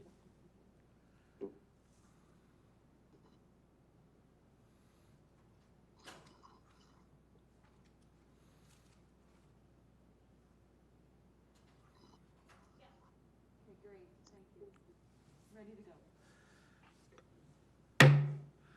Okay, we're going to resume the meeting. The first order of business is the motion to complete 4.1. I have a motion moved by Councillor Parker. CIP presentation, Section C, transportation projects. Be it resolved that the Economic Standing Policy Committee received the report and presentation as information. Councillor Parker. Thank you, Mr. Mayor. I just want to thank Mr. Jewell, Mr. Brumand, Mr. Bazonius, who did help out a little bit there as well as Mr. Hawkins for answering our questions. I think they made it in a way that was easy to understand. We appreciate the PDF. We have that on file. And I know that they're always going to be open to questions if we do have questions in the meantime. So I just call the question. Okay, question's been called. All in favor? Any opposed? There are none. Thank you. We'll now move on to 4.2, a presentation by Mr. Byron Bazunas, Urban Construction Manager, Capital Improvement Program for Offsite Levy Funded Projects. Mr. Bazunas? Hello. If you can see my background, that's the installation of the sanitary sewer along Métis Trail that we did a few years back. Just remember that it's a good demonstration of what one of the projects I'm going to be talking about today will look like. And if we can have my presentation up. So I'm here to talk to you about offsite levy projects. If we can hit the next slide. They are listed as C, O, and EO. So C is transportation, and the O represents offsite funded. E represents water, wastewater, and stormwater, and the O again is offsite funded. So that's how we know whether they're offsite funded or not, is based on their CO or EO. Next slide, please. These projects primarily create capacity for growth. They either build the initial servicing out to a new neighborhood, or they expand existing infrastructure to accommodate growth as it progresses in the future. These CIP inputs, everything that you see here on these sheets, comes directly out of the offsite levy review, and we create all of the timing of the projects, the cost estimates, and which projects where, even the details of where the projects are, all comes from the deliberations on the offsite levy review that we talked about with you in December last year. And that is all done in collaboration with BUILD. Next slide, please. So when we were discussing this with Bill, we started back in May of 2019 on the offsite levy review, and we had 7 meetings between May and March 2020, and we talked about the whole raft of everything in the offsite levy bylaw.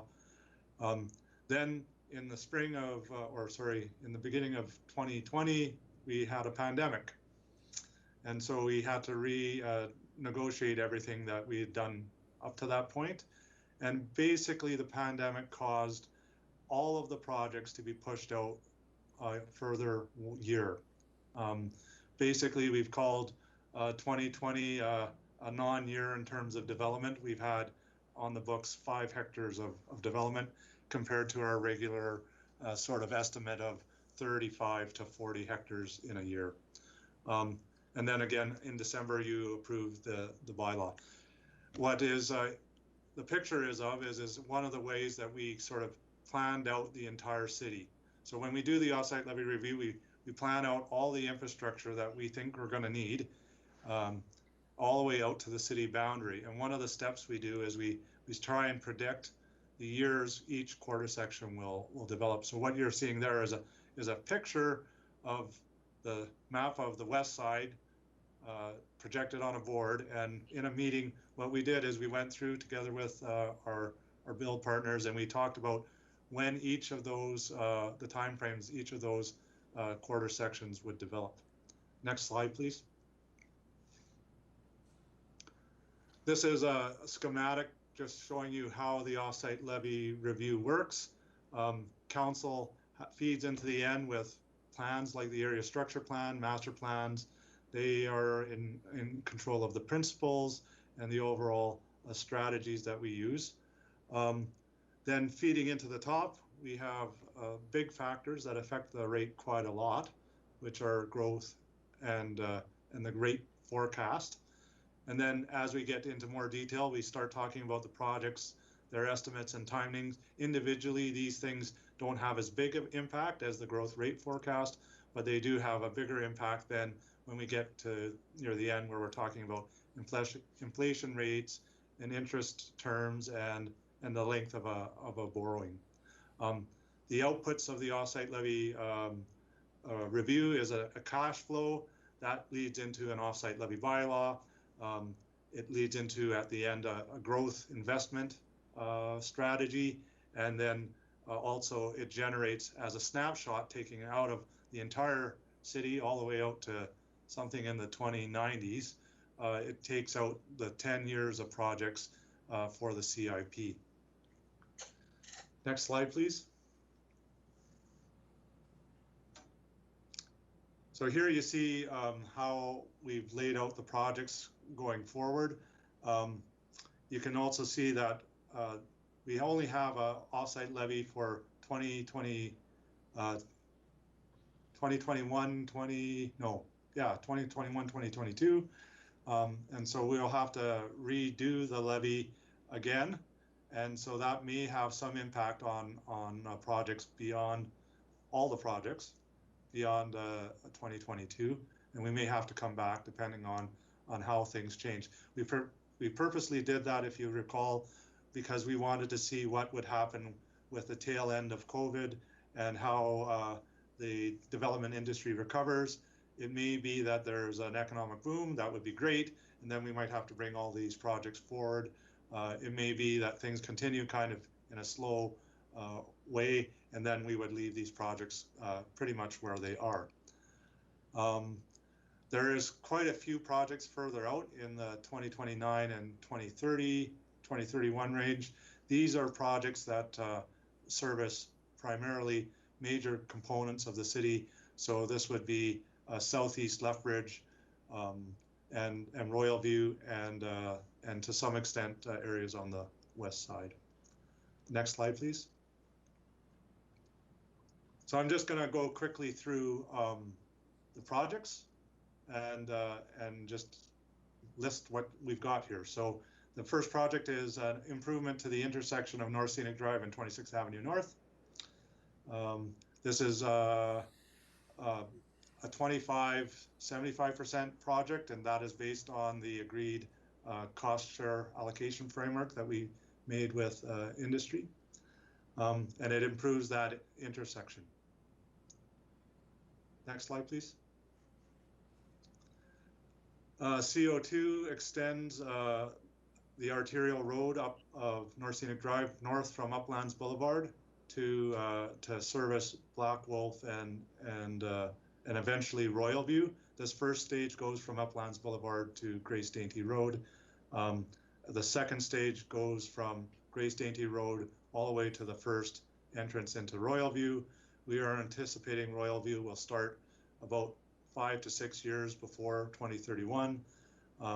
So that would be 2025 to 2026. And then you can see the prices there. This is planned for 2024.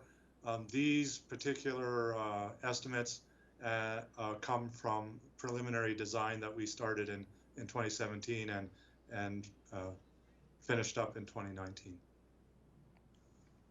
Next slide, please. Walsh Drive. So you remember the picture behind me showing Métis Trail installation. Well, we have to do the same thing along Walsh Drive.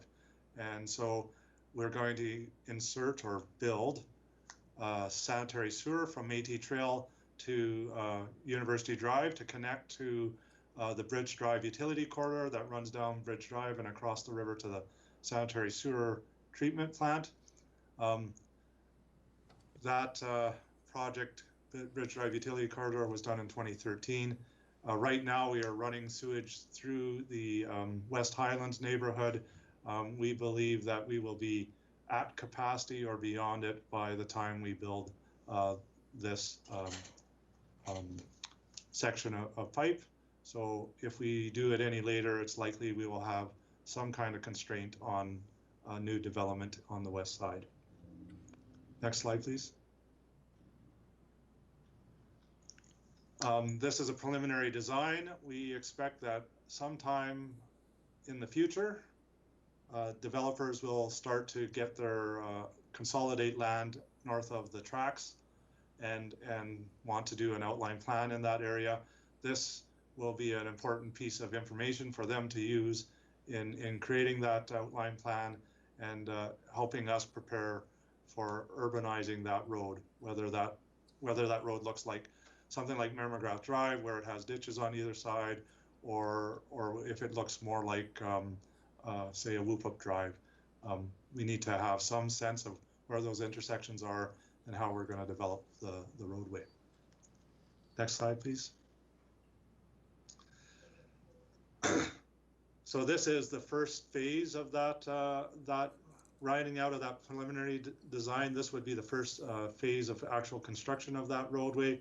We are now anticipating that that work, the developers will be ready for that infrastructure by 2029, and it's about $9.5 million. This includes not only extending the road, but also extending the water distribution system north of the tracks. Next slide, please. This is the next extension of Métis Trail. Right now, we are in the process of, or we have completed the underground infrastructure from Temple Boulevard down to Colebrook Link, which is the next entrance into Copperwood. This would extend the infrastructure further south from Colebrook Link to Great Bear Boulevard and allow development in the north end of Watermark to begin. Next slide, please. This is the twinning of North Scenic Drive. These projects are all part of the Southeast Sanitary Sewer Servicing Strategy. And in order to do this project, we should install the sanitary sewer under the roadway before we build the road. So this project is linked up with EO2, which is a piece of sanitary sewer up here. The Southeast Servicing Strategy takes development from Southeast Lethbridge, so where Southbrook is today, and all that land that's undeveloped to the east of Fairmont and Southgate, and takes it north along the tracks to 2nd Avenue, and then north along 28th Street to 26th Avenue. We've already installed a piece of sewer on 26th Avenue between 28th Street and 23rd Street, and so brings it all the way up there and then down the North Sanitary Sewer Siphon, which we just completed last year. Next slide, please. This is an extension of 28th Street north from Kodiak Gate to Black Wolf Boulevard. We're sort of relying on the existing paved rural road as it is now, and we're extending this as to an urban standard. Next slide, please. The West Siphon Screen relocation. This provides capacity for the rest of the growth in Riverstone, Sunridge, and the canyons outline plans. We're already over capacity in this siphon crossing at Loop Up Drive. What it essentially does is it takes the existing siphon chamber and moves it up the hill, providing more driving capacity for flow through the existing pipes. So it's quite I think a smart idea to improve the capacity of that siphon without having to build a bigger pipe. So this creates capacity. We're already over capacity in this pipe. We've had some overflows to the river occasionally when we have extreme wet weather events. And so this will alleviate that and then create the capacity for the filling in of Riverstone, Sunridge, and the canyons. Next slide. This is a little piece of water loop. So when we built the Cavendish facility, we built a connection down 28th Street to Black Wolf Boulevard and across. And then we already had a piece of pipe that went north on 28th Street from Kodiak Boulevard to Giffen Road. This is a little chunk that goes between Black Wolf Boulevard and Giffen Road, and it provides capacity for level of service further north into Royalview and expansions of the Sharing Industrial Park. And it also creates some redundancy for users in the area. Next slide. This is the EO2 or EO3, I guess, that was related to 26th Avenue twinning. And it is the sewer chunk that connects the end of the existing sewer at 23rd Street to the top of the North Siphon to allow servicing of Southeast Lethbridge. Next slide. This is another section of that Southeast servicing strategy. It takes the sewer further south from the region of Parkside Drive or 10th Avenue and 43rd Street, and it takes it down to 33rd Avenue South in the new developing area. Next slide, please. This is a piece of sewer that is missing right now. It takes sewer from the end of the forest main running along the tracks and drives it or allows it to flow from 2nd Avenue to the end of the existing pipe at 15A Avenue. Again, part of the Southeast servicing strategy.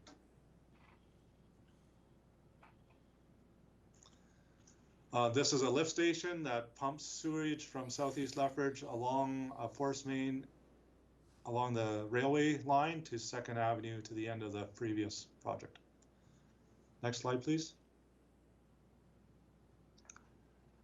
In order to service Royalview, we will need a new stormwater outfall, and that is described within the Royalview area structure plan, and this is the project to do that. Next slide, please. This is a new stormwater outfall on the west side, and it's the first one on the west side of the peninsula. It's needed to catch the last southwest corner of Copperwood and up into the piers. And I think that's everything. So any questions, I'm happy to take them. Councillor Kaufman. Councillor Kaufman. Thank you, Mayor Spearman. Thank you, Mr. A little clarification on some of these microphones on CO5 and EO2. Both of them involve looping. I understand what looping is, and as you stated with EO2, it's redundancy. First of all, the redundancy for EO2 is for who? Is that for the industrial park?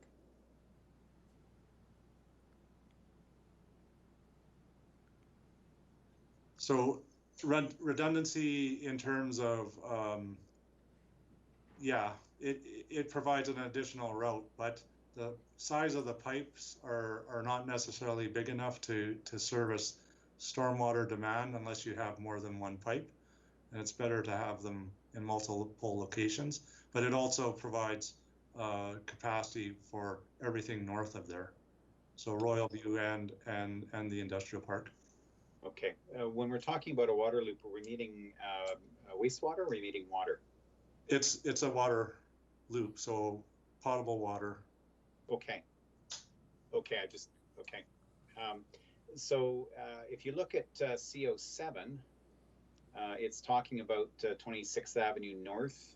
It says the underground sanitary sewer will be installed prior to construction of the roadway and is covered in project EO2, but EO2, as you just said, is potable water. Am I missing something? Am I reading something wrong? I think that there's a typographical error. I think that should have been EO3. Okay. Oh, okay. Thank you. Yeah. So when we're, sorry, when we're establishing this loop, is this at the request of Build? I'm sorry, which loop? Sorry, when we're establishing these loops. So you've mentioned the loop in CO5. There's looping, and then EO2. Is this at the request of Build? No, Build doesn't request projects, but they help us develop the project. So that piece of water line in the arterial road is a growth project because it is driven by growth. So we wouldn't do it if we didn't have growth continuing further north, for example. Okay, so the concept of looping to prevent or to create, as you say, those redundancies is acceptable as part of the conditions of the offsite levy then? That's right. If it's a new piece of infrastructure that wasn't there before, that creates capacity so that growth can continue, then it is an offsite levy project. If it is just a system improvement, so if, for example, the water utility said, hey, I need to loop this so that I can meet level of service requirements in existing neighborhoods, then it wouldn't be an offsite levy. But if we don't have to do it because if we have to do it only because, or no, if there's a need to do it so that more land can be turned into lots, then it is offsite levies. Okay, I guess I see looping as a system improvement, but what you're saying is if we can create a project that has the capacity or the result, the consequence is forming a loop, then bonus. That's right, and also you have to remember that the project, that piece of pipe was existed in the plans as part of the growth plan back when all that was in sharing was the Walmart. Okay. Right. So like as things grow, you don't want to invest prematurely because that wrecks your cash flow. Okay. Excellent. Thank you. Thank you, Mr. Chairman. Councillor Carlson. Thank you, Mayor Spearman. Thank you, Mr. Bazunas, for all the information. Your Worship, through you to maybe the city manager, Mr. Bazunas, Mr. Hawkins, I'm not sure who, a bit of a philosophical question. When you look at the maps provided and the overviews, it looks like we are growing in all directions. And is there any benefit to a more focused development? They're saying that, you know, this is the area of the city where we're going to grow for the next 10 years rather than these 15 areas or where we're going to grow incrementally over the next 10 years. Would there be any benefits to saying, here's the highest and best areas to develop according to, I don't know, drainage plans, et cetera, et cetera, et cetera? Are there any benefits to that? I'm not sure who can answer that question, or if it's just a thought that rattles around in my brain. So that is actually discussed in the MDP. And I don't know, I did a presentation to Build where we talked specifically about directions of growth. Yes, in terms of the cash flow for the offsite levy, there is an advantage to focusing your efforts in a single area, because then you concentrate growth in that area and you recover the investment that you make more rapidly. Lethbridge is kind of a closed system in that if we're going to do 45 hectares, we do 45 hectares. If we spread it among 9 different developers, then they get 5 hectares each. But if we only let 3 developers do, they would each get 15. So if you invest in 9 different places, each of them costs, $10 million to get started, well, then you're waiting quite a bit longer to recover your money if you're spread out. So this is a discussion that's actually in the MDP, and it talks about how we are going to sort of maybe focus growth over the next number of years without necessarily having a direct impact right now. Okay, so those conversations are happening, is what I'm hearing? Yes. And who provides those directions right now? Is it up to council to say, we need more focus, or do we just turn it out to the broader community or the developers and say, you tell us where we're spending our money? It is partially driven by council in terms of what area structure plans you're willing to approve. So once an area structure plan is approved, and then it's also partially related back to sort of decisions that we made between Build and the city in negotiating our offsite levy. So that's sort of the growth investment strategy. So for example, we've delayed all of the projects in Southeast Lethbridge to 2029, 2030, because the cash flow doesn't work if we try and do them too soon. So we've managed the levy by saying, okay, if we make all these investments right now, you're going to have to pay a whole bunch more per hectare because we got to make the mortgage payments. But if you wait, we can lower the levy, but then some of you aren't going to get to go as soon as you would otherwise have liked. Okay, and I think Mr. Hawkins wanted to, because I jump in, but I had one final question, if I can, Your Worship. But there's also nothing precluding a developer to come forward and say, no, I want to move forward, and so I'll front end all the cash for this. If folks want to develop their area and council's like, no, we don't have the dollars for that, there's nothing precluding them from saying, that's all right, we'll write the $30 million check to get her done. That is what has happened in Southbrook. So they have installed a interim sanitary sewer system at their cost that has allowed them to go now instead of in 2030. Okay, thank you for that. I don't know if Mr. Hawkins had anything to add to that.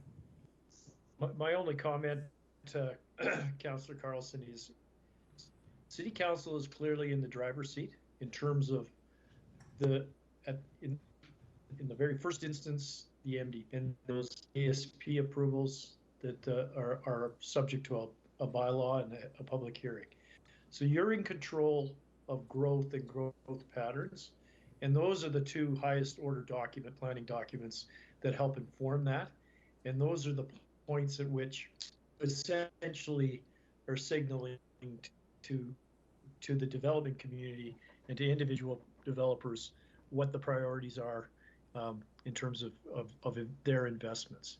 Now, having said that, we partner with the developers through Build and in order to inform us of what the content of the MDP should be, and ultimately what the appropriate policies should be associated with the ASPs.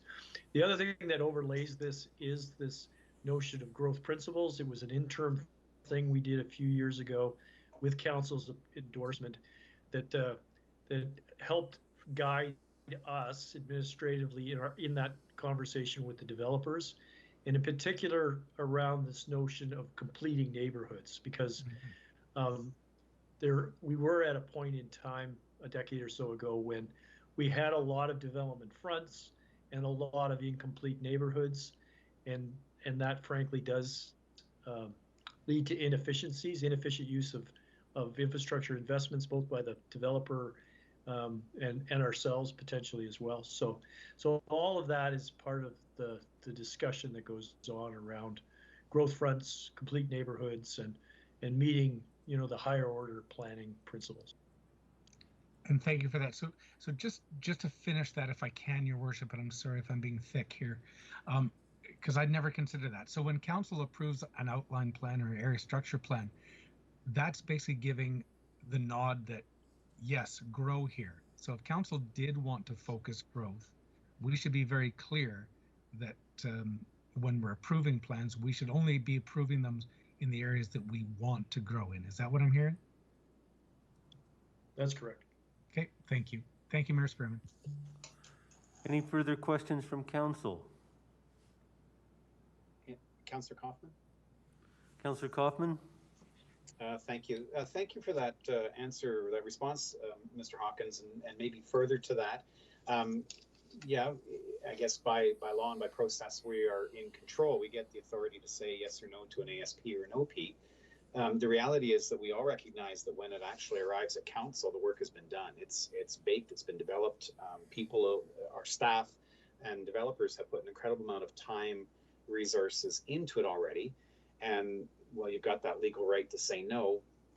I don't know if it's happened. I know we've sent one back at least for some tweaking, but it rarely happens that we would say no. So it needs to be a conversation before the ASPOP plans start.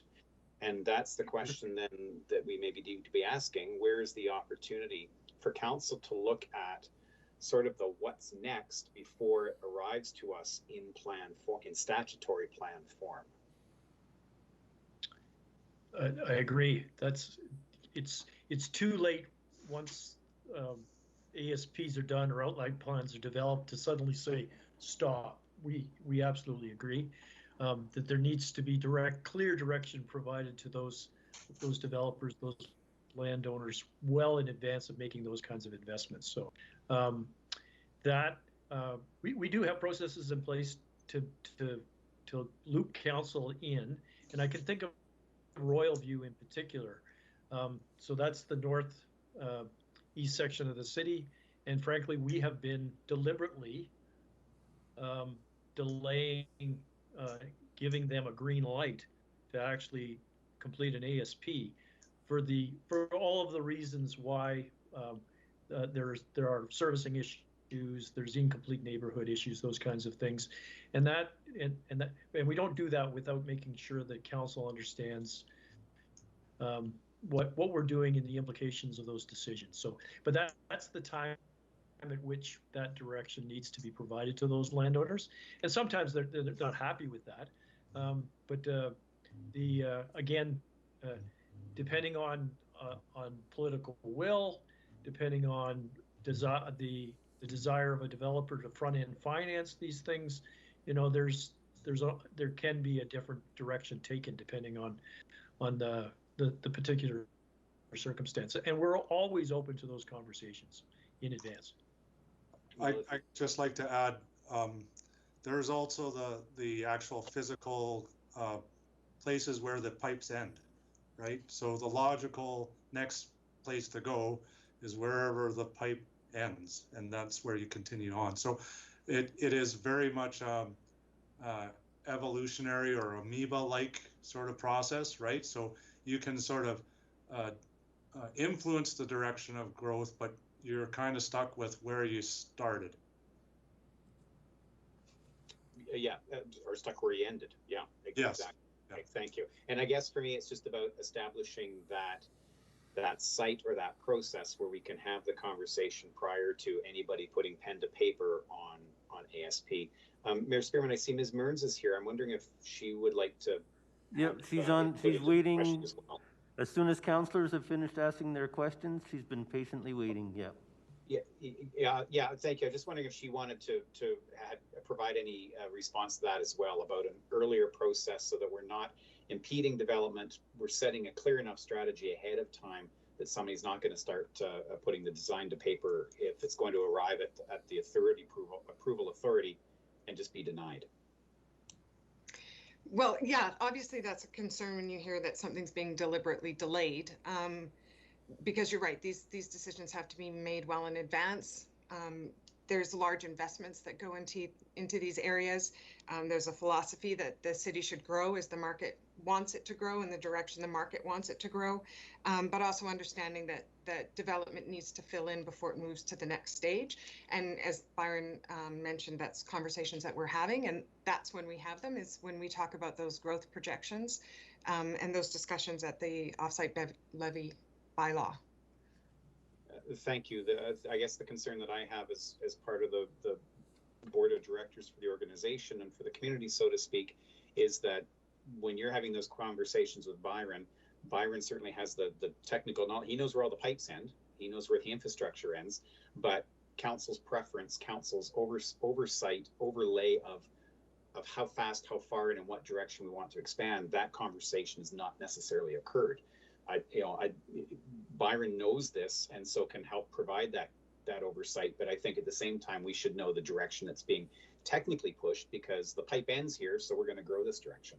But maybe that's the pressure that Councillor Carlson was referring to. So for me, it's about a mechanism of conversation where council can actually look at the large map and say, these areas are just going to have to be out of bounds for now, because the cost of reaching them, the cost of the impact of the offsite levy and the impact on just general capital expansion is too great. And that's a conversation I don't recall us having to that sort of extent. So one of the places where that or parts of that occur is in the MDP. So that's part of what the MDP is meant to do, is to sort of lay out that sort of long-term vision at a high level. It may not be as specific as what you're actually thinking of, but it has elements in the MDP of that very thing. So if we go back and look at the existing MDP, we do an overlay of what's developed. Have we, intuitively, we've kind of followed the direction we were going, but is that because pipes end and you just add pipes to it, or is it an actual a thoughtful process, a conversation about getting to that endpoint? And you're right, the MDP is the perfect time to have that conversation. Thank you. Any further questions from councillors? Okay, at this point, I'll ask Ms. Mearns if she'd like to speak and if she has any questions for administration. Please go ahead, Ms. Mearns from Build. Thank you. Thank you, and thank you for the opportunity. I wanted to take this chance today to talk about this. Obviously, the CIP is a big process. One of the things that we brought forward to City Council back in March and again in July 13th with our recovery document was how the industry can get more involved in the CIP projects. So, and there was a bit of a disconnect on what that meant, and I think we've done some work on making sure we're bridging that gap. So when we have that offsite levy bylaw discussion, we talk about growth projections, and you saw the map there. We talk about timeframes, we talk about unit rates, and that is used to develop a budget of a concept project for new projects that are coming up. So there's not a whole deal of information if it's a new project. So one of the concerns has been, so yes, that preliminary budget's been decided, the timeline's been decided and agreed upon, but the disconnect is the connection back to the concept project as it moves forward into the future. So Byron and I have had conversations about this, and I'm optimistic about, we've found some ways to be able to do that, because it is the job of developer council to understand the objectives and making sure that these projects become and are valid against the offsite levy bylaw.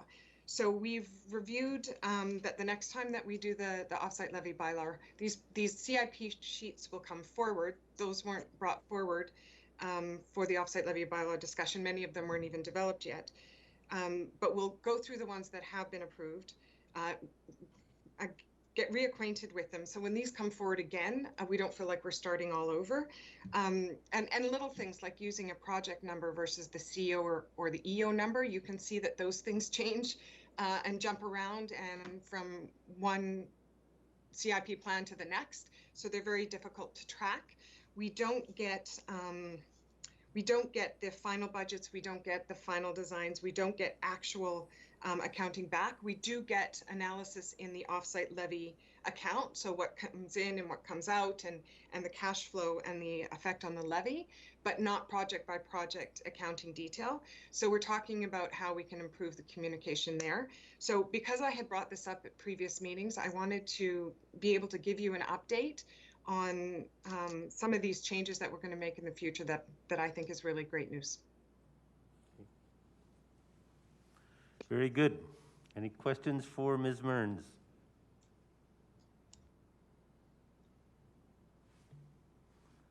I see none. We do appreciate the update. Thank you. Are there any other inquiries from the public? Nothing at this time? Okay. I now have a resolution, capital improvement program, offsite levy funded projects. Do we have a mover? Sure, why not? Okay, moved by Councillor Parker. Be it resolved that the Economic Standing Policy Committee receive the report and presentation as information. Thank you very much, and just to sound a little much like I said earlier, but Mr. Brazonis, thank you for doing most of the presentation here. I know that you have Mr. Hawkins and all that there as well to help you in answering the questions, and I want to thank Ms. Mearns as well. I know she was here earlier, but obviously she left, but hey, we get to see her face this time at least versus seeing her with the mask on. So thank you, Ms. Mearns, as well, and as well as working with our administration over the years, or yeah, probably a few years now. So thank you for having your voice heard. And I just called the question, Mr. Mayor. Question's been called. All in favor? Or any opposed? I see none. So I don't believe there's any confidential items. Okay. So the last resolution is one for adjournment, moved by Councillor Campbell. That we do now adjourn the meeting of the Economic Standing Policy Committee until Wednesday, February the 24th, 2021. Call a question. Question's been called. All in favor? Any opposed? That carries. Thank you. Thank you. Thanks all. Take care. Thank you. Bye-bye. Nice scarf. Bye-bye. It's cold out.